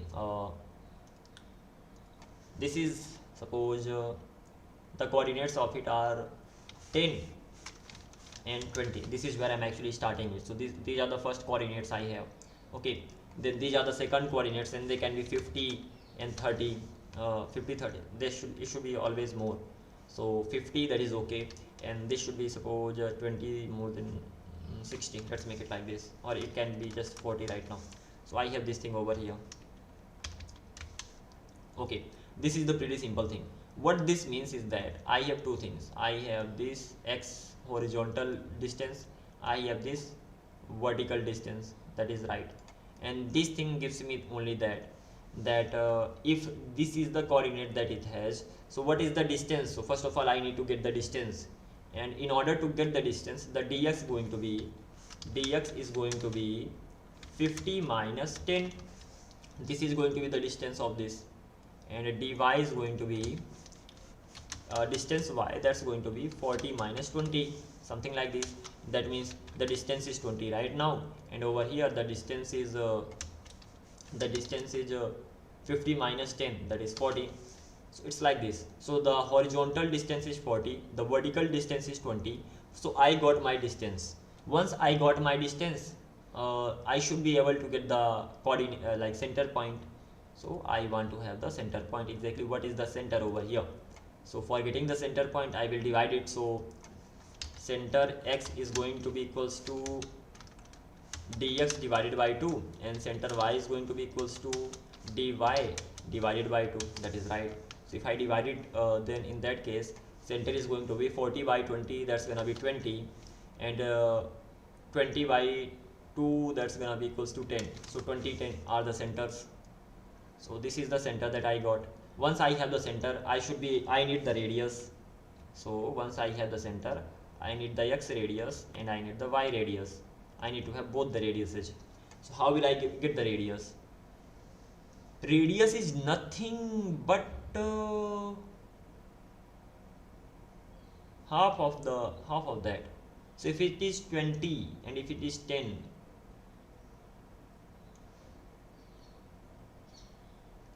half of the distance is the radius itself.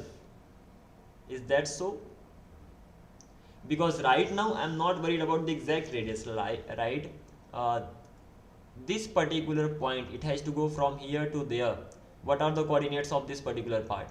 The coordinates of this part are going to be 20 and 20 by 20. So what do I have to provide? Over here I have to provide it the radius, exactly just the radius. Ultimately I need to provide it the distance. That is it. So when it comes to providing it just the distance, and it will get the coordinates automatically. That is great. So let's go to Excalidraw. I have to get the distance of this, and I have to get the distance of this, and this is easy peasy because the distance is just half in the sense this is the distance, because I'm actually calculating the distance right now, right? So when I divided it, I'm actually not getting the coordinates, rather yeah, because this was the total distance. You calculated total distance, you divided that distance by 2, so how will you get the coordinates, right? You will not get the coordinates, you will rather get the half of that means this is going to be this part will be 10, if that's 20, so this will be 10, and this particular part is going to be 20, and this is what we needed. The distance of this particular part will be 20, and once you got this, you will be able to draw that. Amazing. So I have got the distance, this, and I have got this. What if I wanted to get the centers? How would I get the centers? In order to get the center, how will you get the center, by the way? Getting center is easy. Once you have got this, then you have to just simply add it. So initially you had 10, right? Now the distance is 20 from the center. So 10 plus 20, the coordinate is going to be 30, and initially you had y coordinate 20, the distance is 10, so it's going to be 30, so it's going to be 30 by 30, and if I add 30 plus 20, that will be equals to 50 that I already had from at the beginning, and if I add 30 plus 10, that will be 40 that I had in the beginning. So this is how it's going to be calculated. So we have done the calculation step. What is the first step? First of all, we have to go get the x1 and y1, x1 and y1. We have got this part. Once we have got this part, we have to get x2 and y2. x2 are the end coordinates, so let's get the x2 and y2. Okay, once we have got this, we have to get the distance.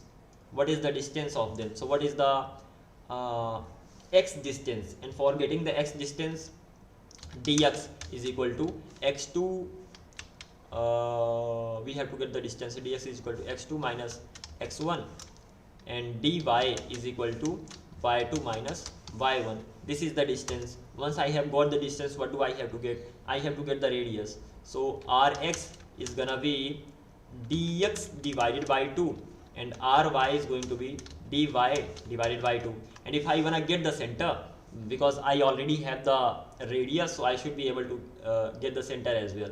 So center x is going to be x1 means starting point, plus radius rx, and cy is going to be center y, y1 plus ry, something like this. So these are the formulas that we have just made, just using this much. So these are the formula. With the help of this formula, ellipse is going to be drawn, and I can get a center x using this this thing as well, x2 minus rx.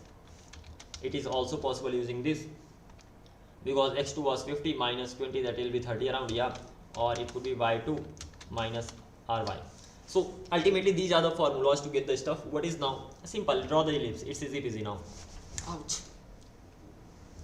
So let's draw the ellipse. What will I do first in order to draw the ellipse? First of all, let's go to the let's close this. Now it's possible to draw it easily. First of all, we have to change the shapes. Let's change the shape. For changing the shape, I have to go to types, shape, over here, and once I go to the shape, let's go to the top, and I have circle data, I have pencil data, I have line data, I have text data, I wanna have ellipse data. So export interface ellipse data. Once I have ellipse data, what all it will have? It will have x coordinate, okay, that will be a number. It will have y coordinate, that will be a number. It will have radius, rx, horizontal radius, and that will be horizontal radius and vertical radius, right? It needs to have two things.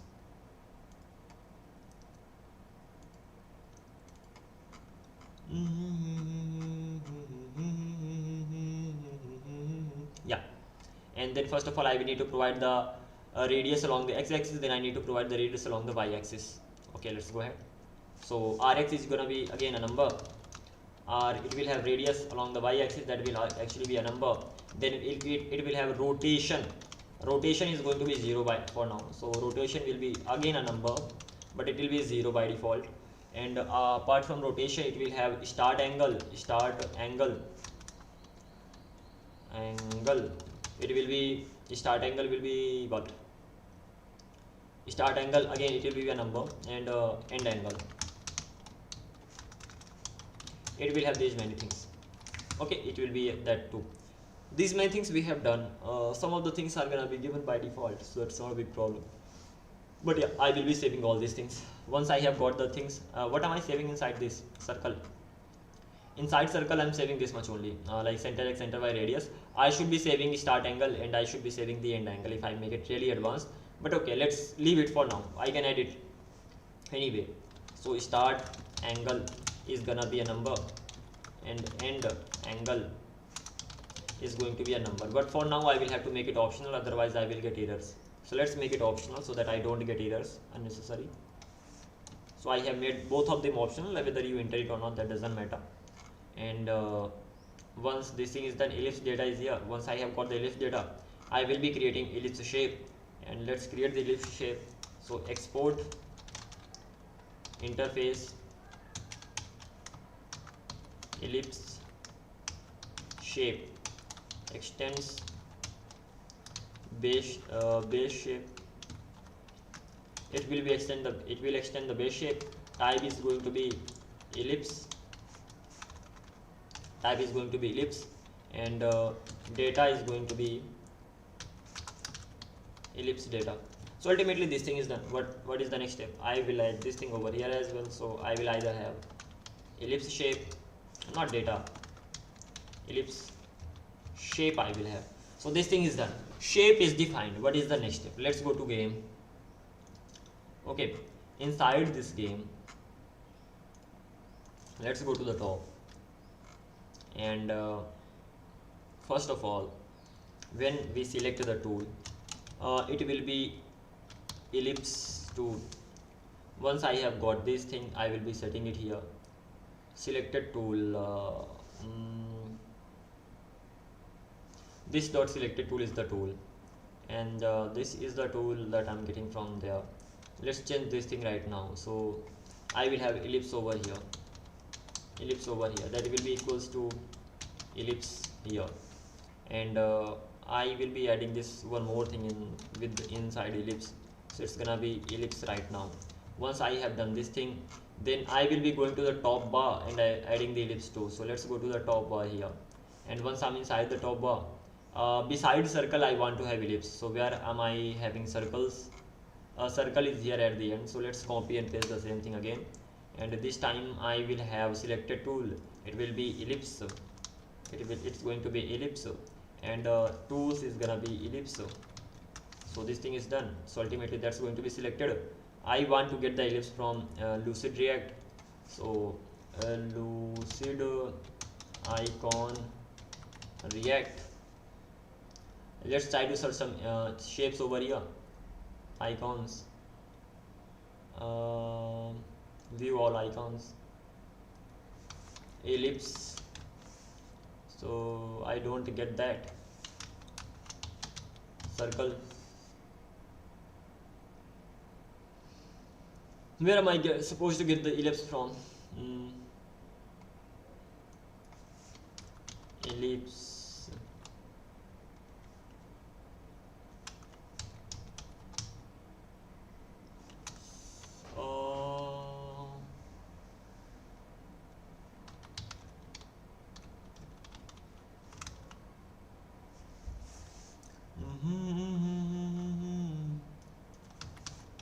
Ellipse shape.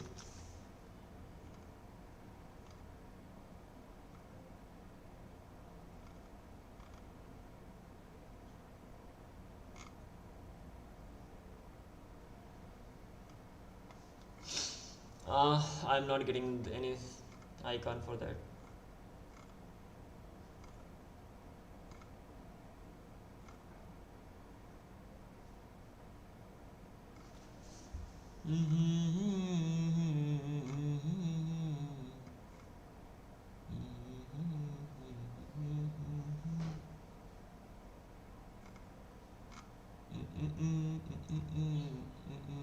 Let's go to this. Let's go to Excalidraw, and we just have a circle type something, and then it does both the job. Okay.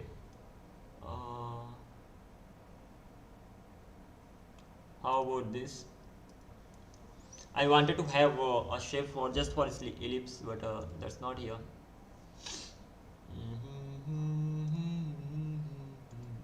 Everybody they have just circles, and I'm having both. That's okay. Crazy stuff. But yeah, it works like this. So I cannot get any ellipse, right? Ellipse icon. Can I get it from somewhere? Ellipse symbols and icons. I should be able to get it. Ellipse lucid.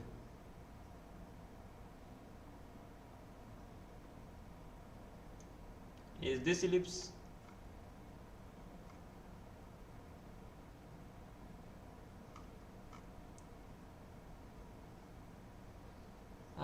Ellipses. Let's try to search this thing. Lucid icons. Okay, I got this. How about this? It's going to look like this. Can I edit it? Don't really think so.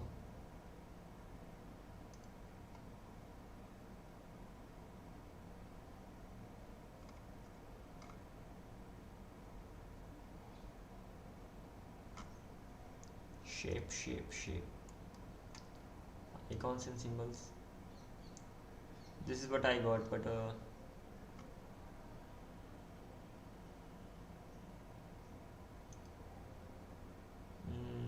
PNG. I can get the SVG, but they're not providing it.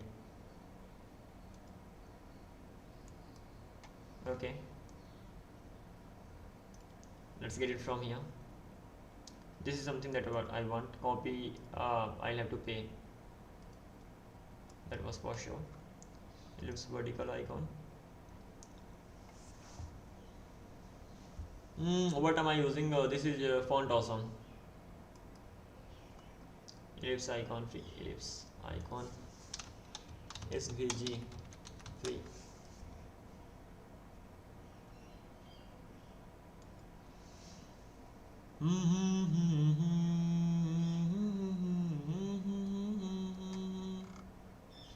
This is something that I want. And for getting download SVG vector or PNG, SVG, PNG optimized, that's downloaded. Let's do one thing. Let's copy it from here, and that's going to be inside top bar. So let's keep it here only, or I can keep it inside public. Inside public, this is the ellipse, something like that. I have got it here. What is the next step? Let's try to get the ellipse here. Icon button. This time what it takes actually, icon, that's gonna be React node, and it simply shows that here, but this time I'm sending it ellipse. Interesting. How is this even used? they are used inside images. If I actually initialize the Next.js project, it will be there. So let's try one more thing. Test. We are here. Gonna be creating one more folder. New. Let's go inside this. Let's initialize the Next.js project inside this. So for this thing, simple one thing I'll be doing, that is ls. For Next.js project, I don't think we need to. I can say npx how to initialize Next.js. npx create next @latest. I think this is the one. Let's see. Again, let's go to Next.js now. Next.js docs installation. npx create next app @latest. Okay, next app. So not just next app. Next app needs to be here. Yes. Current directory. Recommended settings. Okay, once I got this, let's go to this public. I have the SVG. Let's go to app. Let's go to page.tsx and see how they have been used here. So for this thing, I just simply have images and I'm giving them the path. That means I need to have an image. Let's go to this image thing. This is from next image, and that is something that I'm getting from where? Okay, where am I getting this from? Next image. I must have that here itself. I do not have it here. Okay, so let's click on this. But I'm not getting it from anywhere. That's crazy. But okay, ultimately I can have an image and I can send an image. Let's try this thing in our app now. So over here, when I am, canvas is here, icon, that's actually gonna be just an image like this, and once I'm sending that, in that case it will have a source. Do they have source? Source, yeah, they do have. And how will I import them? For importing them, just /.next.svg, because public is always available if I'm not wrong. Yeah, that's true. So I can do something like this. Source is going to be equals to just ellipse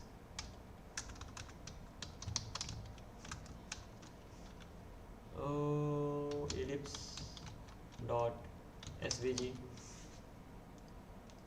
What is the problem here? Source string is not assignable to type. This property source does not exist on type. Oh my god, svg.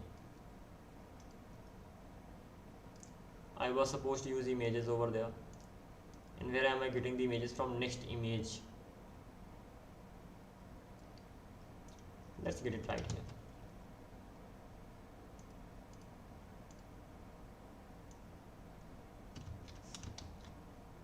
Let's import it from there. This will be from next image, so I'm having it here, and alt I'm not gonna have it, class name I'm not gonna have it, alt is missing, so I need to have alt. Okay, width, height, they're optional, but let's have them. Priority, whatever, and this time I will have it /ellipse dot svg. I have this next logo, so ultimately it's going to be ellipse logo, width, height, they are clear, dark, invert. Okay, let's see how it goes actually. Even let's remove the class, that is not required for now. So we are going to have it like this, and even for these things I can remove it. Ultimately I will have only this much. Priority, let's even forget about that. So it's gonna be looking like this. Let's see. Localhost reload. What is the problem? Room canvas ellipse.svg is missing required width property. Image source required width property.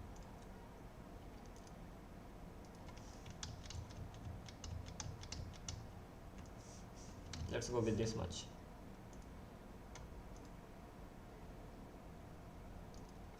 Okay, so ultimately it looks like this. I got that, but it looks really terrible, I know, so I'll have to fix that. First thing that I'll be doing, that is width is going to be just 10 and height is also going to be 10.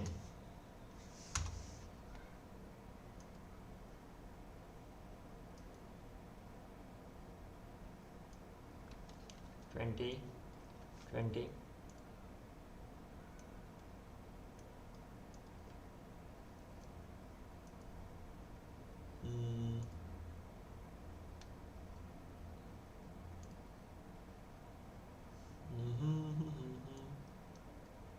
If I remove the class name, will I have the problem with that? No, I will not have the problem, but it will not be visible. So let's have the class name. Dark invert is here. Anything else? Okay, never mind. How does it look like right now? It looks invert. Reload the page. Okay, if I hover over it, looks like that. The BG color.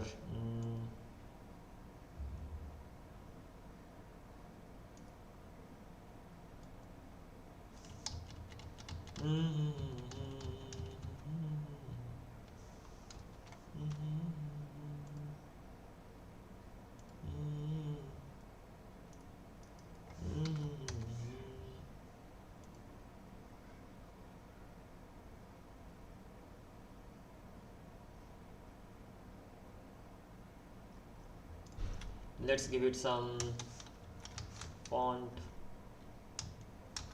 bold. Maybe I could increase the size of it. That doesn't work. I'm already giving width and height. I can make it more for that sake. So it looks like that, but others increase. Yeah, so I had to keep it like that only. So this time let's keep it around 25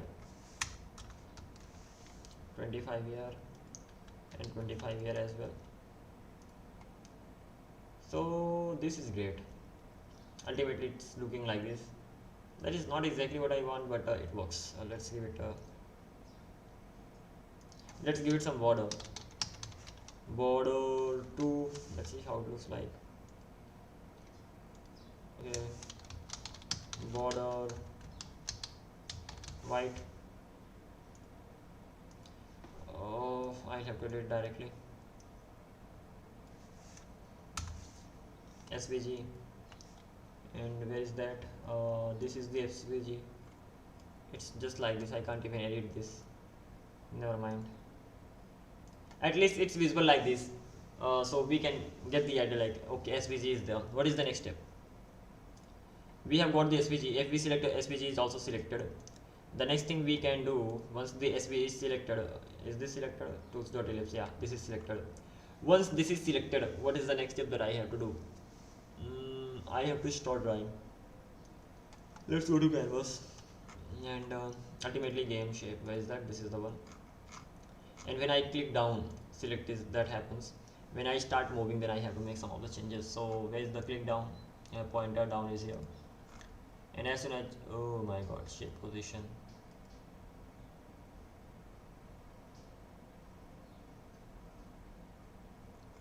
Why am I getting this? Shape position. Which shape am I getting? I may get any shape. Okay. Let's make sure that they do exist. Like this. So for now I'm okay with this. And anything else? Nothing seems to be fishy, at least right now. Later we'll check. What is the thing that we have to do? We have select. Even I think this much only we should get done on this particular section. Maybe in future I will be creating a really big one. But for now, today I'm going to be done with this project. That means after today I will start working on some other project. As simple as that. Let's add ellipse. Once ellipse is added, let's add zoom in and zoom out functionality, that is if that is any way possible, or we can just add a deleting functionality, like we can select that and we can delete that, that is also possible. So we will be working on that. But first of all, let's make ellipse here.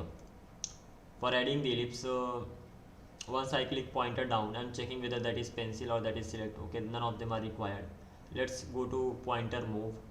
When I'm inside pointer move, I'm checking whether that is circle, that is pencil, that is line, that is select. But I need to check one more thing here.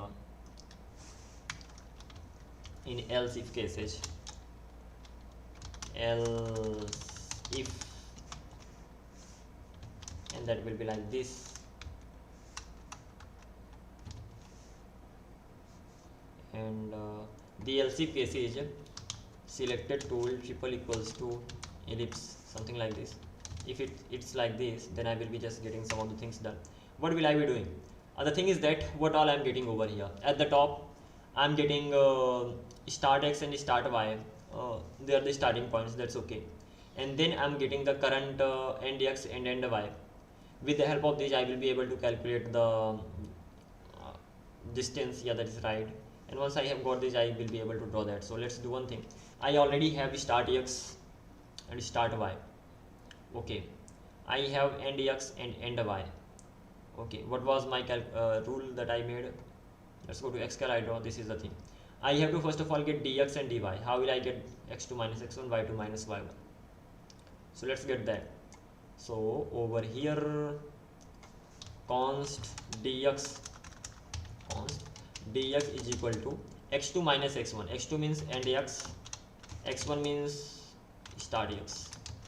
Over here, const dy is equal to end y minus start y.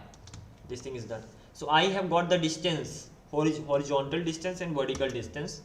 Once I have got this, I have to get the radius. In order to get the radius, what I'm going to do, const rx, horizontal radius, that will be dx divided by 2, and const ry is equal to dy divided by 2. I hope this should be right. Okay, let's check this thing out. So we had rx divided by 2 excuse me, dx divided by 2 and dy divided by 2. We don't need the center, we can use this formula as well, but we don't need the center, so it's okay. Needing the center means I need them.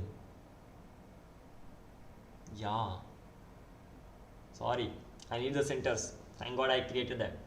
Because I'm drawing ellipse. Ellipse is ultimately a circle, kind of a circle. So it needs to have centers. So I will not be using the start x and the start y, rather I will be using the centers. So let's get the centers as well. So const center x, that's going to be what? Center x is going to be start x plus radius x, something like this. And the const center y, that's gonna be start y plus radius y. This is how I have got the centers as well. I hope I have used the same formula here, x1 rx plus y1 ry, and this is another way to get that. So this thing is done. Ultimately what all I have, I've got the radius, I've got the centers. Now I should be able to draw that. So let's start drawing. And first of all, this dot ctx dot begin path, first of all I'll be beginning it, then I can close the path as well. So what is the next step? The next step is this dot ctx dot ellipse, and let's do it. First of all, number x coordinate cx, y coordinate cy, radius x rx, radius y ry, rotation 0.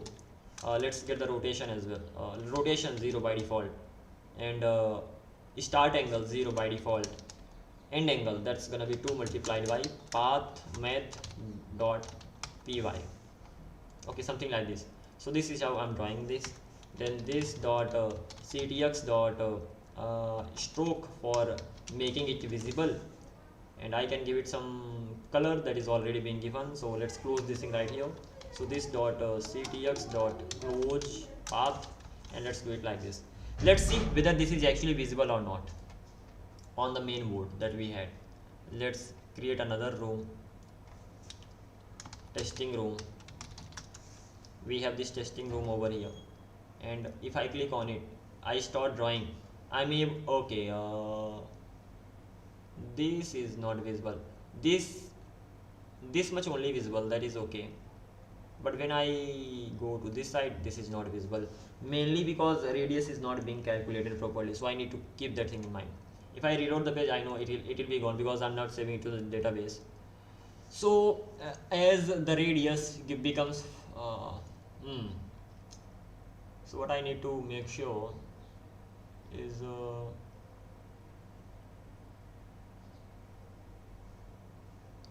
the distance I'm getting, that is always absolute. How can I get that? I think there is something called math.abs. Yeah, absolute. This is how, come on yaar. Yeah, this is how I will be getting the absolute value, because if I don't get the absolute value, the values are in minus, and minus doesn't work here. So let's see whether it works or not. Whether we get the right result or not. Reload it, select this. Oh, it goes that side. It is crazy, yeah. I am able to draw the circle any side, right? Yeah, it works both ways. But this thing works only one way. That's right. How can I fix this thing? Let's think, Mr. Think. How I solved the circle problem back then. For circle, what am I doing?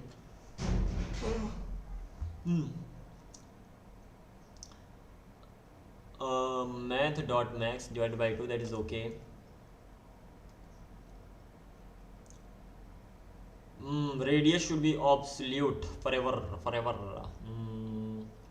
I've got the center x, I've got the center y. Okay, center is not being calculated, sorry for that, my bad. What do we do now? Pretty simple. The thing is that if I make the distance absolute, the center will be miscalculated, and if center is miscalculated, then that's gonna be bad. So we will make just the radius absolute, not the center, so that even if there is the distance is in minus, center is being calculated in the right way. Okay, something like this. So we have got the radius here, that is okay, and we have got the, with the help of the radius, we are getting the centers, and I need the radius negative, so that whenever, even if I add, it becomes like that. Over here, Rx is going to be math.abs absolute value I will have, and over here math.abs absolute value I will have. Hope this will work. Hi, how are you? Akash. No, yeah, Akash, right. So this thing I'm able to draw. Okay, this time it's working. Doesn't matter where we are doing it. We are able to draw. The thing is that there are two good functionalities we have. I am able to draw a circle directly. It is not an ellipse, it is just a circle, pure circle. And then I have another functionality for ellipse, where you can either draw a circle or make it ellipse or anything else. So if you want to be sure that you have to draw a circle, exact circle, you can select this one, and this will draw the circle only. And then if you want to just make some changes, so you can select the, okay, I can even move it from here to there. That is my choice. Even I can move this part in the middle. So even moving part is done. Even if I reload the page right now, those things are still going to be there. So these many functionalities we have added, and this is the ellipse thing that I am trying to make right now. Even this is made. And the thing is that right now it's not getting saved in the database. It is just I am able to draw it. Now I have to save it in the database, and that thing is easy, not a big problem. So once ellipse is drawn, okay, over here we have drawn the ellipse. So don't need to worry about this. What is the next step? First of all, let's close this. Let's close this. Okay, I drew the ellipse, and after that, what is happening? That I can close this as well. When pointer move happens, at that time I'm not saving it. Rather, I'm saving it when pointer up happens, and when it was about circle and all. So these values were it. Okay. So I had center x, I had center y and all. I even drew this. How am I going to save the value in the database? But for saving the value, I need to get the values. How am I saving the value of the circle? For saving the value,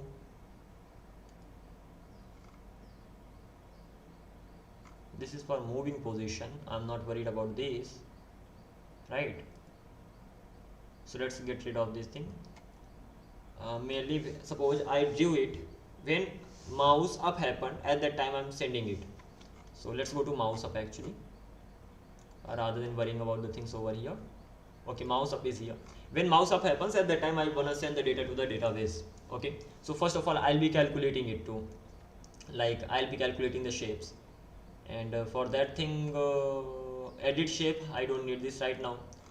Mainly I wanna save the shape over here. When it was about a rectangle, so I got start x and start y. Okay, I'm calculating the things again over here. That's insane. I'm doing the things twice. Like when it came about circle, so I'm calculating the radius again. That means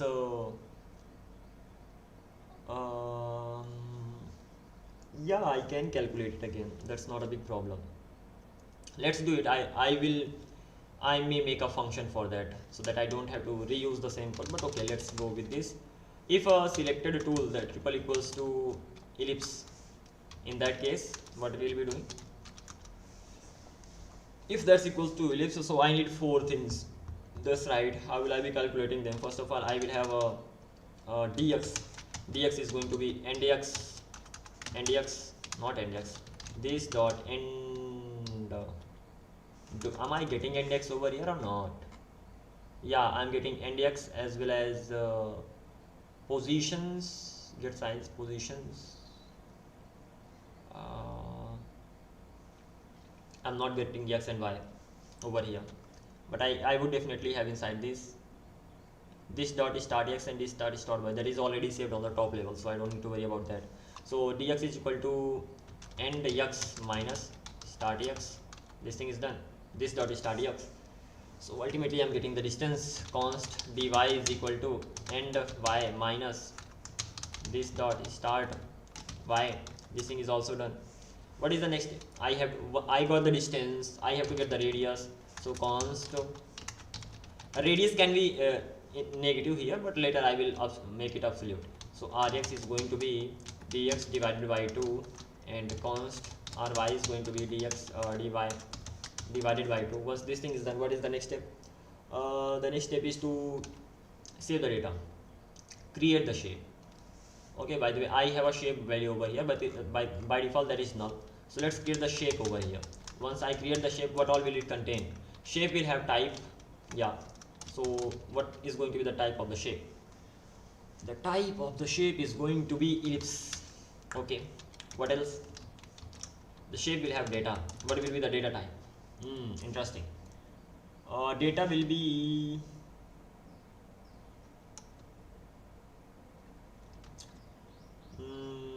data will have I need to get the center, by the way.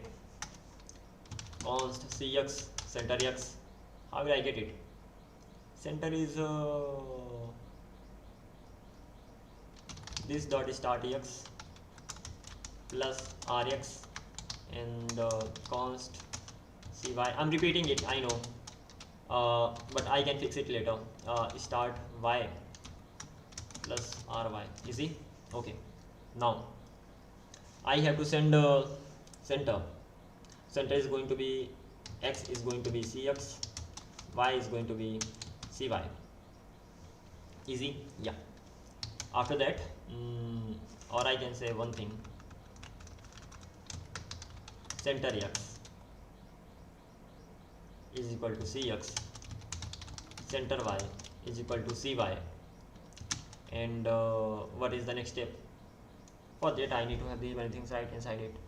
I need to have radius rx, radius x is going to be rx, radius y is going to be ry, something like this. What is this? Object may only specify non-properties. Center x does not exist on type ellipse data. That is true. Let's go to shape. Ellipse data. I have x, y, rx. Okay, I have the things in the short format. Let's make it center x. Center x. This is going to be center y. This is going to be radius x. This is going to be radius y. Rotation in all things. Okay, let's make these things optional because these things hardly change until unless I want to add some extra properties, I want to add more features, then I will be using these. For now that's okay. So this thing is done. Let's go back to canvas and where was I working? Game, and center x, center y, radius x, radius y. I'm done with this. Shape is here. I can do only one thing too. So when I'm actually when I'm moving the pointer, when I'm drawing the ellipse, when I'm giving it the values, for now that is okay. I'm not worried about this over here. It's fine. So let's go to the top again. Mouse move, pointer move ultimately, not even mouse move. This thing's done. What is the next thing? Type is here, data is here, color is going to be white by default. Okay, and thickness is going to be what? 2 by default. Any problem? No problem. What all do I need to have? When it comes to data, ellipse data, I need to have ellipse type, I need to have data, and I need to have color, I need to have thickness. Everything is done. Okay, so over here I'm done with this thing. Ultimately shape is ready. Once the shape is ready, what will happen? The shape will automatically be pushed, like automatically be sent to the data. Is everything all right? Line. And similarly here I have type. Just a minute, let me check it. Ellipse I have data, I have color, I have thickness. That's great. Once the shape is ready, the shape is being sent to the database over here. So ultimately WS server, of course. So I'm simply going to adding the I'm going to add the shape. I'm sending the type is the shape add. That means you have to add the shape.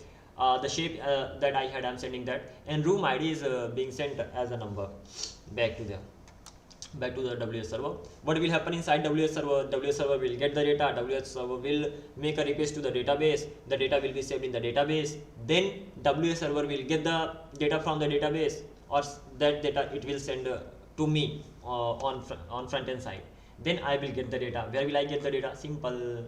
I will get the data over here. I will get the data here on get messages, because here I'm getting the messages from the server WebSocket server side.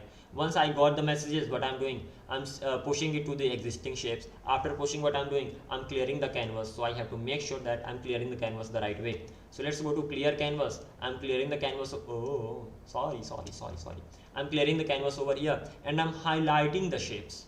Why am I highlighting the shapes?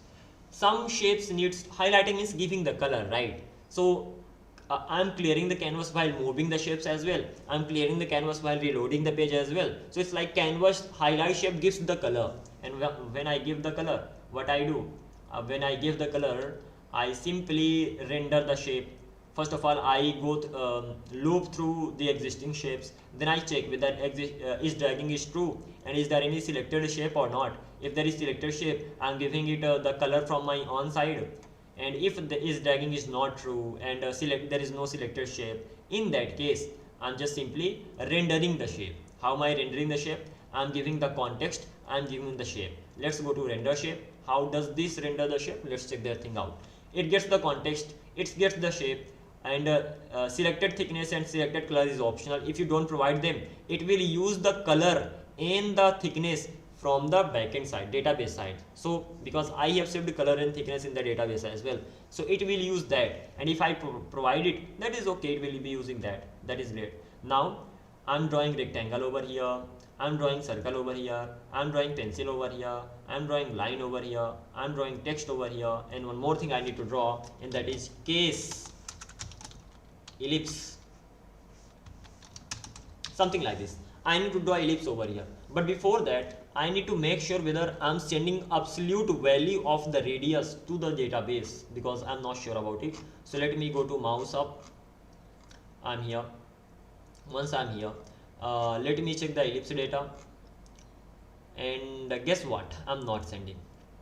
So what do I need to do? I need to make it absolute. So math dot abs and rx, and over here math dot abs ry. Why am I sending the absolute value? Because the radius should always be absolute, that means positive. Center can be anything, center can be positive, negative, because they are the coordinates, that doesn't really matter. But when it comes to radius, that always needs to be positive. And as for the center, I'm getting the center by adding this dot start x plus rx. Even if radius is minus negative, that cannot be more than the center, so center will always be positive, just common sense. By the way, let's come back here. Radius can be what? If I move it like this, center can definitely be, can never be, okay, if whether it can be or not, that doesn't matter. Canvas will handle it, we don't have to worry about the coordinates, it will work great. So here I'm getting the things done. Then I have to go to the render shape. So let's go to the render shape. Let's close this. Okay, I have to render a shape over here. First of all, what all I'm going to get from my shape? From my shape, I will get my shape. And once I got my shape, then let's get the things. First of all, const I will get center x, I'll get center y, I'll get radius x, I'll get radius y. From where? From the shape that I'm getting. So shape dot data. Any problem? No problem. What will I do with this data? I will simply draw it. So this dot ctx dot first of all I will start it. So this dot ctx dot begin path. I'm beginning the path. For what? This dot ctx dot I can give it the color. By the way, color is given here by default. And instead of using ctx, this I can use just directly ctx, because I'm passing it as a parameter over here. So ctx dot what? Ctx dot I have to draw ellipse. So let's draw ellipse. What all I need? I need x, x means center x, y, center y, center y, radius, x radius, so radius x, sorry, radius x, and then radius y, then rotation 0, starting 0, end angle 2 multiplied by math dot pi. Okay, so this simply tells that it's gonna be 360 degree, end angle is going to be 360 degrees, something like that. I'm not sure, but this 2 multiplied math dot pi means half 180 degree. 2 multiplied by that I think equals to 360 degree. And after that ctx dot close path. Done. I think this much should be enough. Now we are saving the data in the database, we are getting it back, we are drawing it, then okay, should be fine. Now let's reload it. We have reloaded the page. Let's draw it. We are able to draw this ellipse thing. That is amazing. It goes away. When it comes to this it stage, why does it go away? Let's reload the page. Okay, reload the page. It's not even getting saved in the database. Let's check the database first of all. Shape, ellipse, ellipse, ellipse. We have so much data. Let's delete all the data from the database first of all. Delete. Right, done. Let's come back. Okay, let's get the shapes. Right now there are no shapes. Let's draw the ellipse. I have drawn it. It's gone. That's okay. I'll check what's the reason behind this, and let's go and check the database. We have got the ellipse. Got, great. What is the color? Color is white, and integer is this. Why am I not getting that? Let's draw a circle. I have drawn the circle. Let's reload the database. I've got the circle. Thickness is 2. Color is white, white, white. Still it should work, shouldn't it? Let me save the color of that. But it should be fine here. I can give it the the color directly, can't I? What is happening here? That I'm giving the color white while saving it. Let's see whether that is the problem. Mouse move, when mouse up happens over here, I'm saving the data of ellipse, and when I'm saving the data of ellipse, I'm giving it white. I can give it F, and I think, okay, I don't think. Let's reload the page. Let's draw the ellipse, and it's gone. Let's go to the database. Let's reload, and this time I'm getting hashtag FFF. That means that is not the problem. So what is the problem? When I get the data from the database, okay, I'm definitely getting the data from the database. Why am I not able to render it properly? Let's check the render thing. Pointer up is clear, it's saving the data in the database. The main problem is that I'm unable to stroke style, line width, I'm setting them here. Okay, if I give it the default color is gonna be 3tx dot stroke style, and that's gonna be white. Let's give it default, like I'm not gonna take anything else. Let's see whether that's visible or not. Reload the page. That is not visible. Okay, sorry.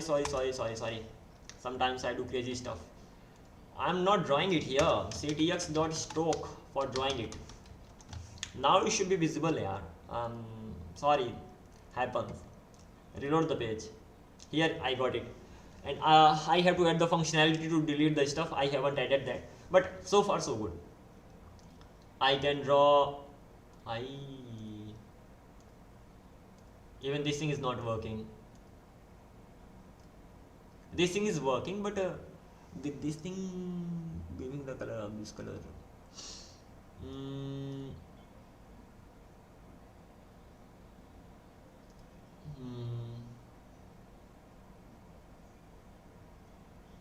Okay, by the way, never mind. That is just transition thing, so we can figure it out anytime. I'm able to draw the ellipse, then I'm able to draw the circle. Okay, I'm able to draw the rectangle. I'm able to draw a line anywhere, and I'm able to write some text. And not only this thing, I'm able to move the stuff. Not able. I'm able to move the line, but I'm not able to move. I'm able to move the circle. I'm able to move this. I'm able to move this. I'm not able to move this. This means I'm not able to move the ellipse. Why am I not able to move? Because when I move, even at that time coordinates are changing. I need to update the coordinates. How will I update the coordinates? That will happen while moving the things. So let's get that thing done. So rendering the shape, that is okay. Clearing the canvas, that is also okay. We have to go to move, and over here we have to update the shape. For that thing, let's collapse all these things over here and move shape. Okay, when we start moving the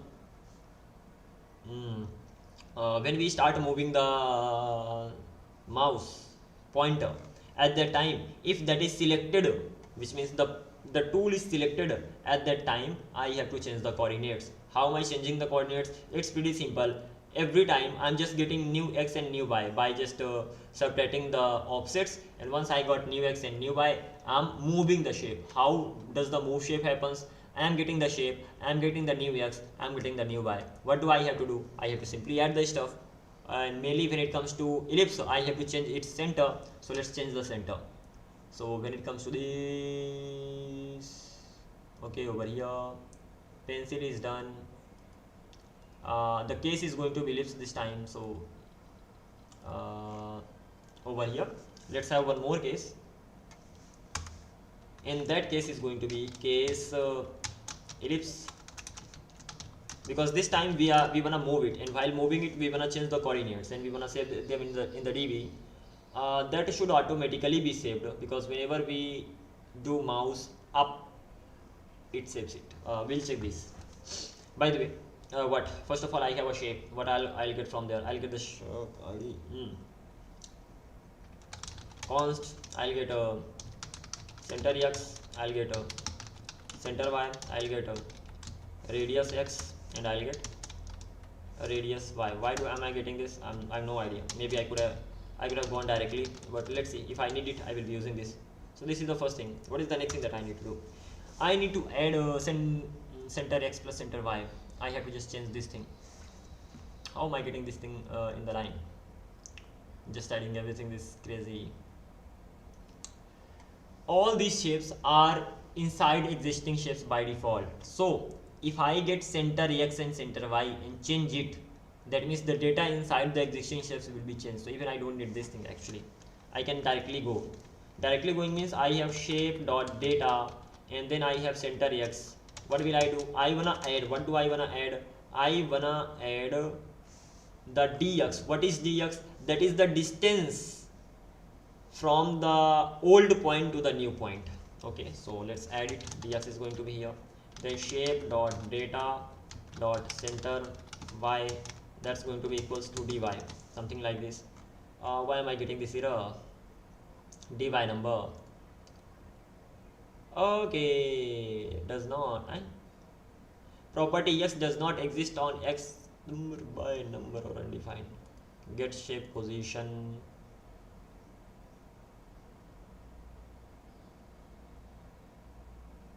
Get shape position. I give it shape. Let's go here. It gets shape. It gets the starting point of circle, starting point of this, starting point of this, starting point of this, starting point of this. Okay.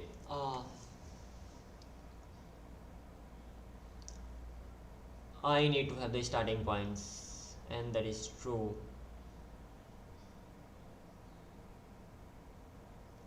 When I start moving something, first of all I need to make sure that there is proper offset, and that's first of all from here I'm getting the starting point. So rect is pretty simple. For circle I'm having to just calculate center x minus radius, so I'm calculating it. Okay, so ultimately I'm getting the starting points. Get a shape position, the name should rather be get a shape starting position, but never mind.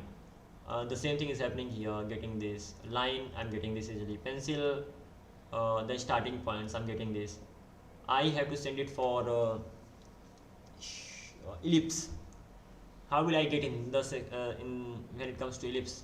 Ultimately, how will I get if this is a ellipse? Okay, how am I going to get the starting point?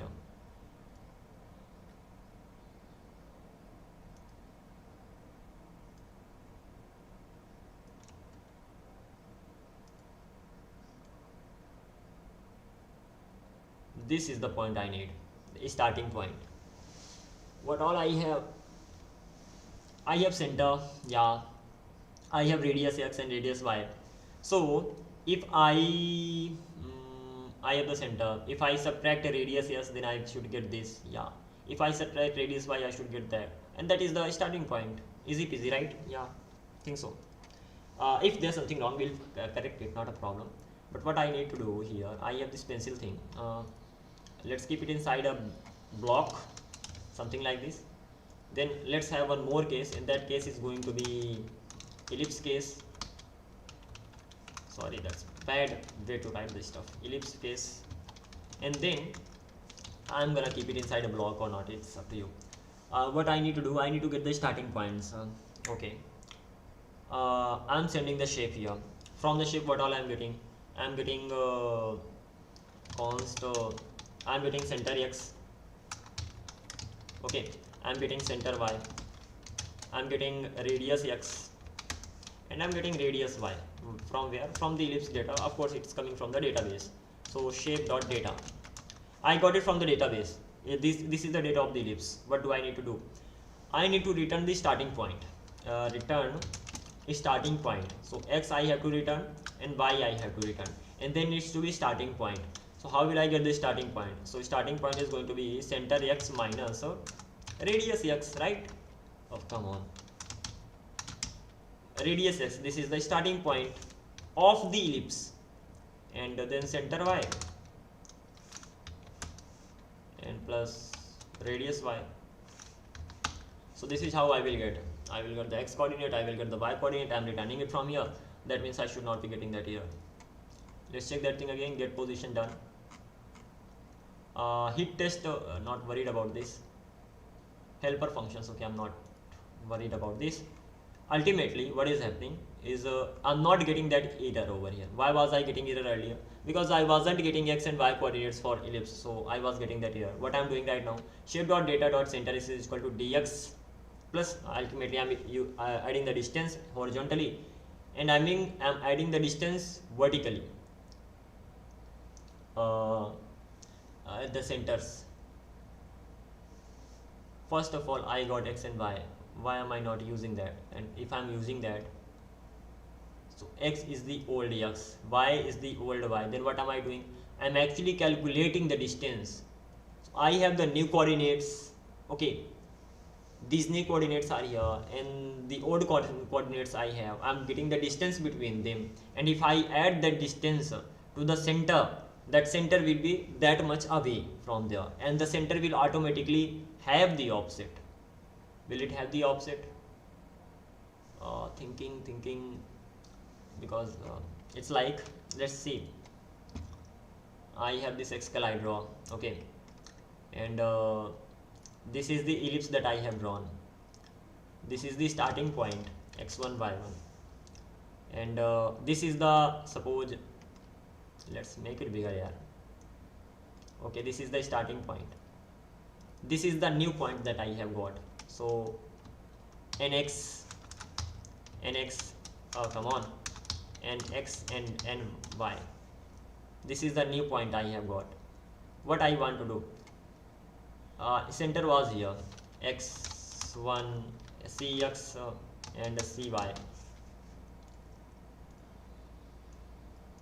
This was the center, this was the starting point of this ellipse, and this is the new point that I have got. What I'm doing, that first of all, let's calculate the distance between this. Okay, once this much distance is calculated, add that distance to this, and once you have added the distance, and then this circle will go here, this will go here, and as soon as it comes here, the starting point will automatically become the new point, and that is what I wanted, right? Great job. Okay, so this thing is done. We are getting it done. We don't really need to worry about it. At the end, we can break it. We can break the statement like this. So the statement is broken as well. Pencil, ellipse, sitting. Let's see now we can do it or not. Let's go to our main board, reload the thing. Are we able to draw? We are not able to draw. Come on, yaar. Even we are not able to select, forget about being able to draw. Why is this happening? Something is missing. When I draw this, what the hell? I'm not, okay, I'm able to draw. After drawing,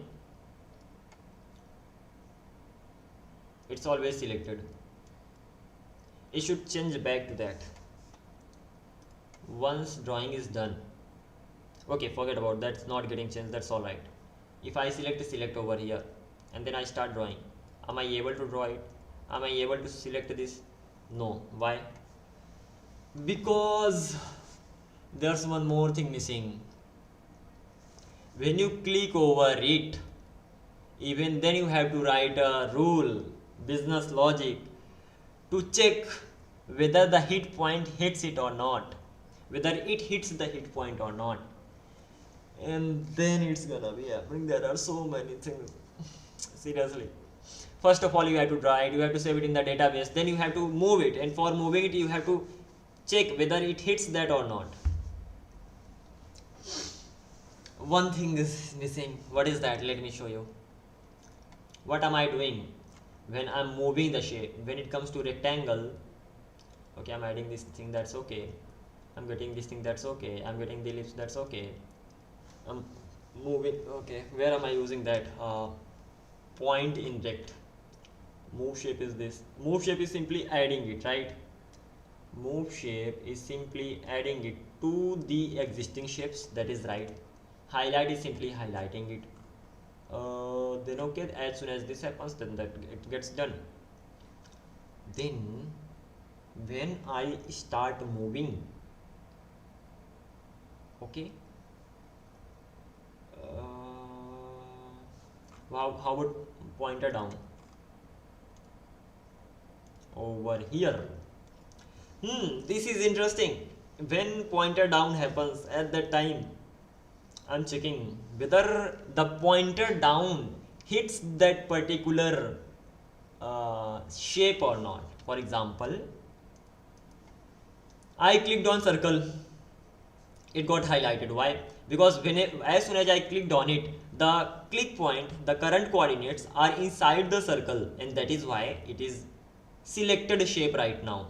But when it comes to this, I do not have any logic for checking this, like whether it's inside this or not.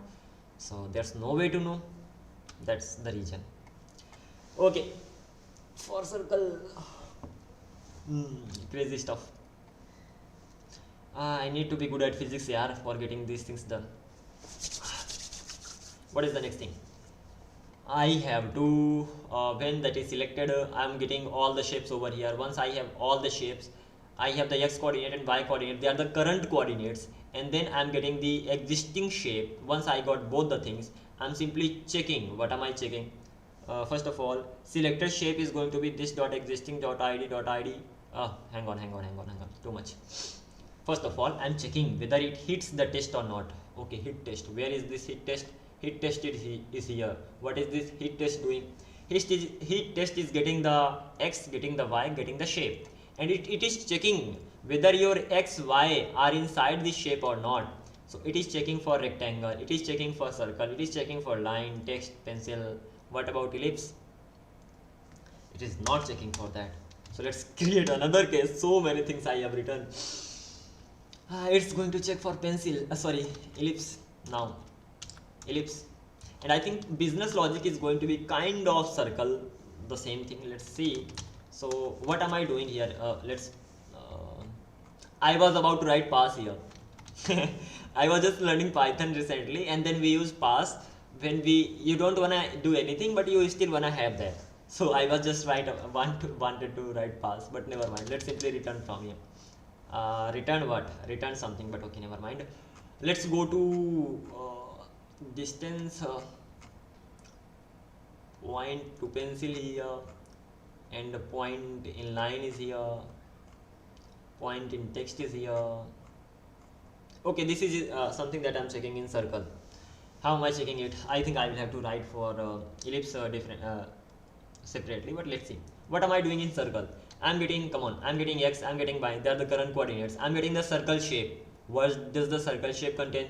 Circle shape has center x, center y, it has radius, we don't need that, never mind. Okay, then what am I doing? I'm getting the x coordinate and y coordinate, that is understandable. Once I got this, what am I doing? This is the formula to check the things in the circle. What is the formula? Dx multiplied by this. If you actually want to check something, the formula was this actually. Formula to know point in circle. If something is in circle or not, you want to check that, so you will have to use this formula. Dx multiplied by dx, dy multiplied, that means dx square plus dy square. What is dx? Dx is the x minus center. I have x, and then this, what is dx? Dx is the horizontal radius. I hope so. I have center, I have a starting point. Oh no, not a starting point, sorry. If this is the center that I have, this is the circle that I have. Okay, I clicked somewhere here, and this is the new point, C. Come on here, can't I get it? X. This is really small, I can get it, but small. Okay, I need to make it like this. Then if I click x and y, okay, this is the x and y that I have. And if I click here at this particular point, and I have to check it from the center itself. So this is the center. So I am calculating the distance from center to this particular point, and that distance is getting calculated like this. Yeah, that is right. So I'm getting this distance, and then I'm saying ds square distance dy square should be less than circle dot radius square. This thing works here. Will it work over there as well? Let's see. Point in circle, I will be using the same thing over here. Return, no way. Return point in ellipse, something like this. I will be giving x, I will be giving y, I will be giving the shape. Any problem? Yeah, I do have a problem, and the problem is that I don't have a method for that. Export, let's work on this. Export a function, I want to export a function, and that is going to be point in ellipse. It will be getting x, it will be getting y, it will be getting ellipse, something like this. Ellipse is gonna be ellipse shape. Okay, and both the things are going to be number. Done. What is the next thing? The next thing is getting the dx and dy. How will I get the dx and dy? Const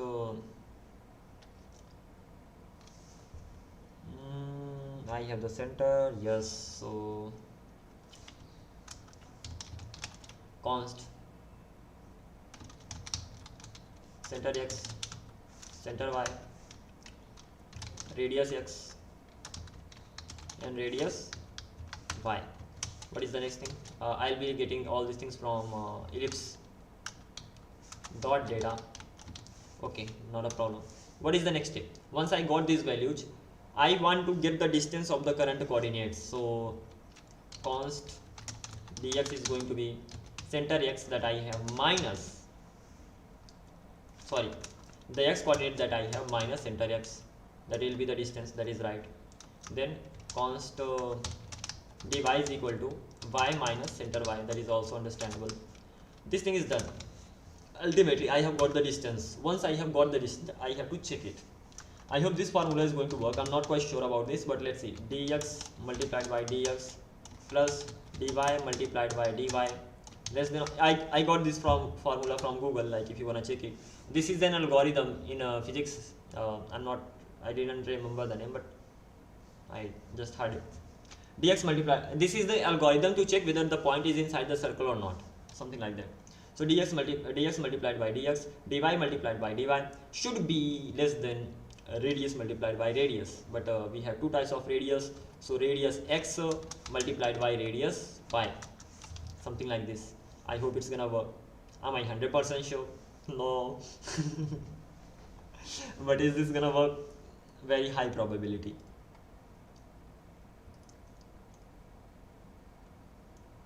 Oh yeah, we are able to do it. This let's reload the page. Well, it worked. Super, congratulations, amazing.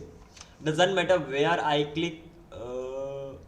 Doesn't matter where I click on my ellipse, I'm actually able to move the ellipse few places. Are like, okay, there's something missing. This doesn't work for this over here. This doesn't work for this as well. It works in the center. Why? It works in the center. For center it works everywhere. Yeah. For these things as well it works everywhere. But for ellipse it works only only in the center. Why? Interesting. What am I doing here? X center x, this is the distance that I've got. Once I've got the distance, what am I saying? Should be radius x multiplied by radius y.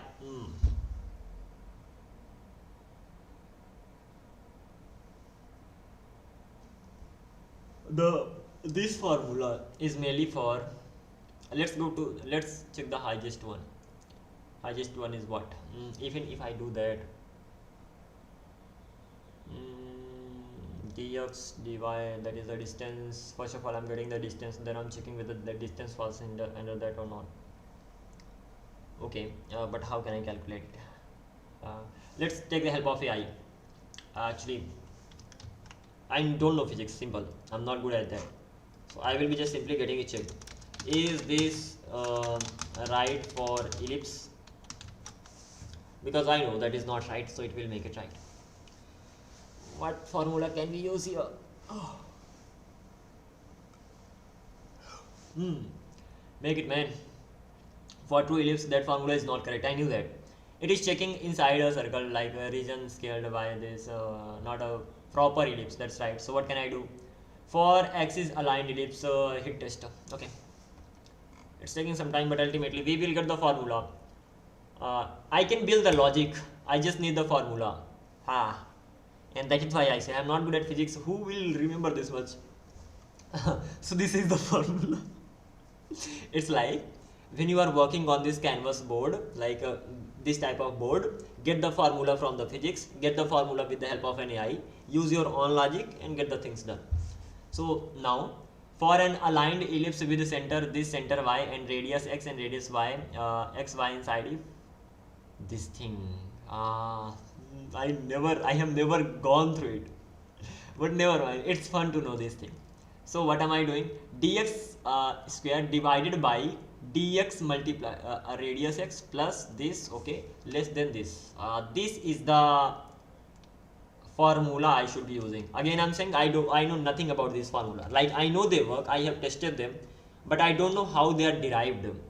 And my focus is not on the derivation. My focus is on getting the formula, checking whether that works or not, and using that to make this project. Let's get it here. Like this. Will it work? Again, it will definitely. Reload the page. Can I click anywhere? Yes. Does it get selected? Yes. Can I move it? Yes. Can I click anywhere? Again, yes. Over here, yes. Over here, yes. So ultimately it works everywhere. So any shape I can select. Oh, what is the problem with this? Why am I not able to select this? Let's move it here. Let's move this.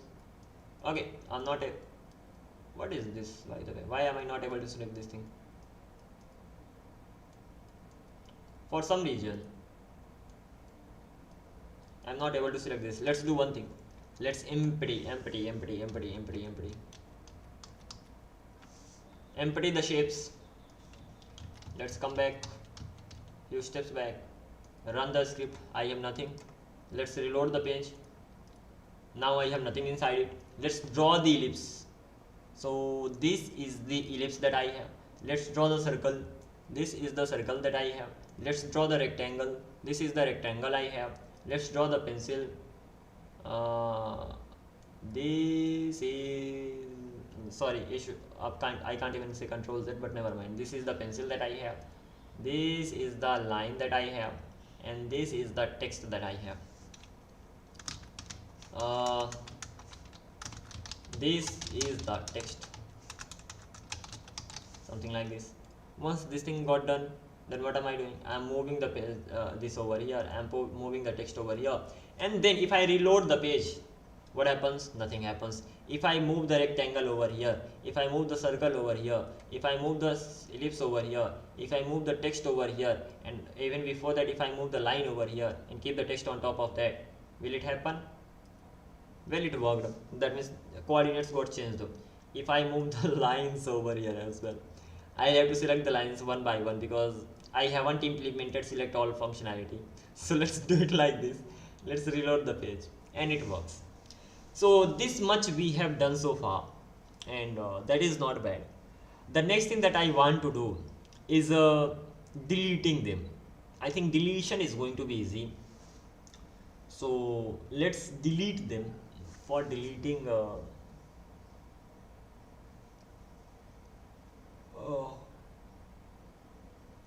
strange.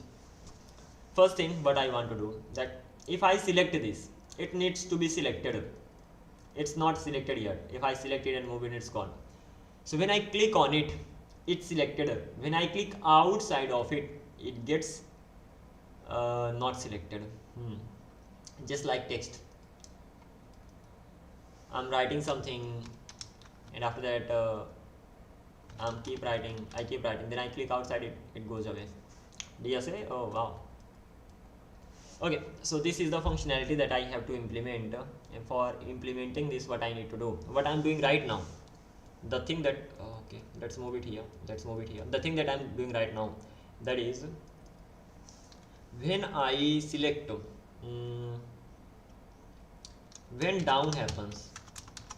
Ultimately, when down happens, at that time, what am I doing? Is drawing I'm setting to true, and is drawing I'm setting to true, and what else? I'll have to check that. If that is selected, yeah, so selected shape ID I'm setting, I think, if I'm not wrong. I'll just have a look at that. Let's close everything. Things are too much actually.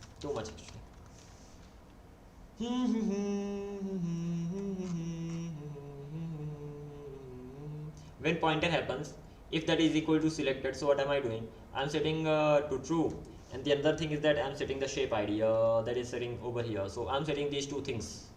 Interesting. If that selects, that's right. Okay, so what the hell, where is that gone? I reload the page.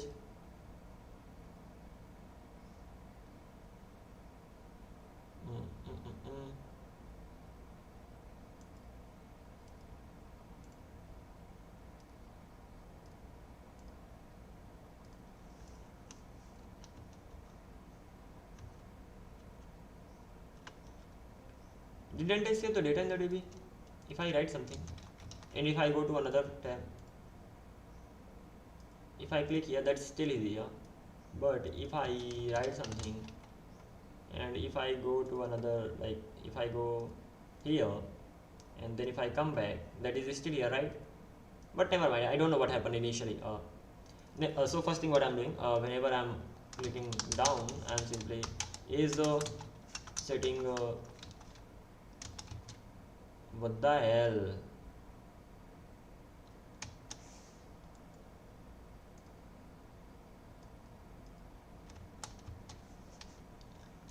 I'm setting is drawing to true, and the second thing that I'm doing, I'm setting the is selected shape ID. Okay, these two things are getting done when I'm clicking down. When I'm moving it, what happens? While moving it, I'll have to go and check. It's hard to remember so many things. You can build the logic and then you have to just remember that. So I have to just go and check. On point down handler, I'm getting this much done, and moving, then I'm clearing the canvas first of all. Okay, this much is done here. Moving the shape. What does the move shape do? It just simply changes that. Clearing the canvas is something that happens over here. Okay, so mostly I clear the canvas and I drag while move. So when I move, what I do, I simply clear the canvas, clear canvas. What does this do? Clear canvas, highlight. What does highlight do? It renders, as simple as that. And the next thing is that inside move, I am actually moving the elements too. So this move function is also there. Okay, what is the next thing? When mouse up happens, what am I doing? When mouse up happens,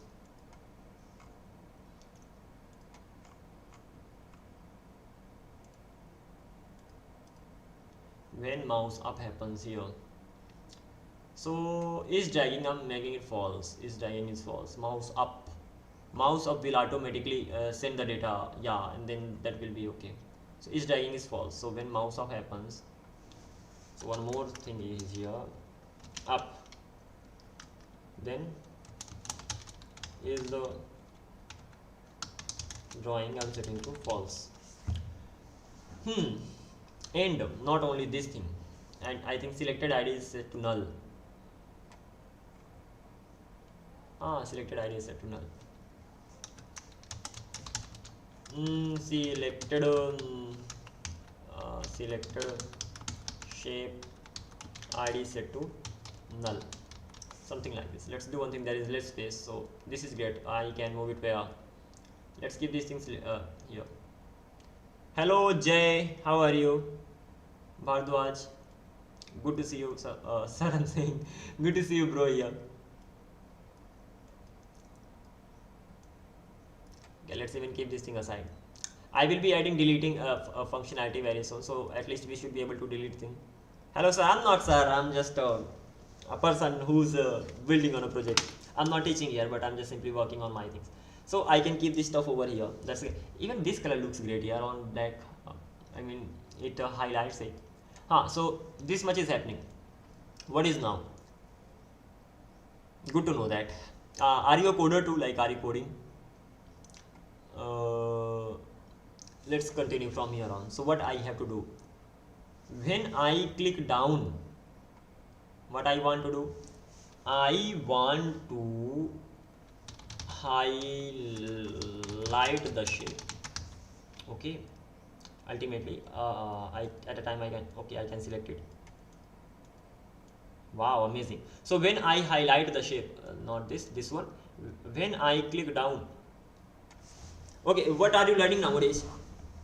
Do not call me sir, you can call me brother, because I'm not teaching here. Okay, I'm just simply working on a clone of Excalidraw, so making it online. So I'm a coder. What are you learning nowadays?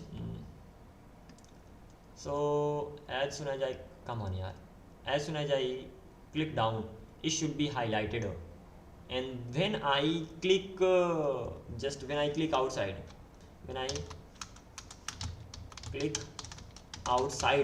at that time not highlighted,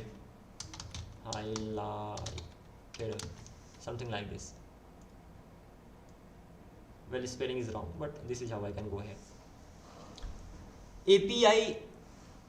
API making request, how we use this, how we use the APIs, like how we send the request to an API and then get the data back and then render the data. This is all that you are learning. So this thing is done, and how can I make it? I need to have a variable, and if that variable is true, then it should be highlighted. Even I'm doing two things.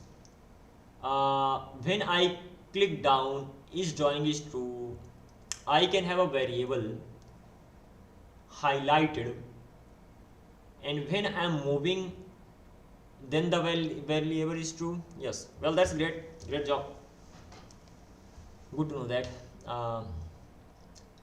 So when I can have a highlighted variable is highlighted, first of all, initially it's going to be false. Okay, highlighted variable is false initially.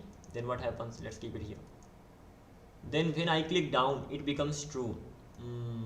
Okay, over here it becomes true. Then what? Once that is true, so render should always draw that. Great job.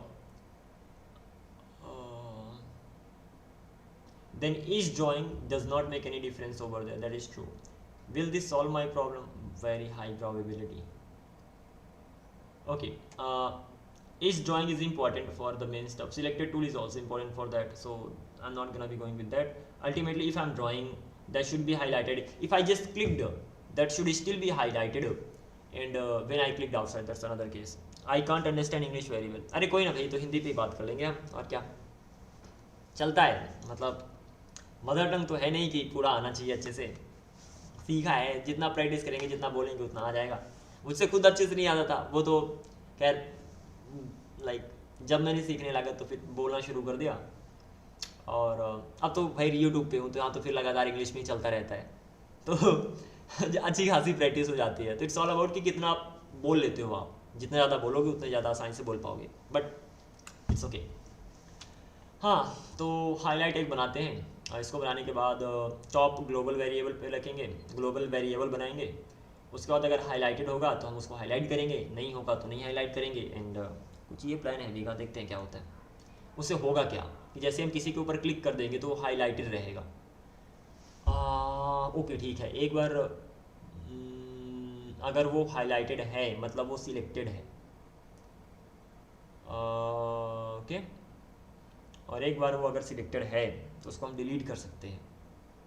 अभी जो functionality implement कर रहा हूँ वो थोड़ा सा गड़बड़ है, क्योंकि जब मैं किसी को सिलेक्ट करता हूँ पता नहीं मैं ओके नेवर माइंड, आई की हिंदी में बोलूँगा। तो सपोज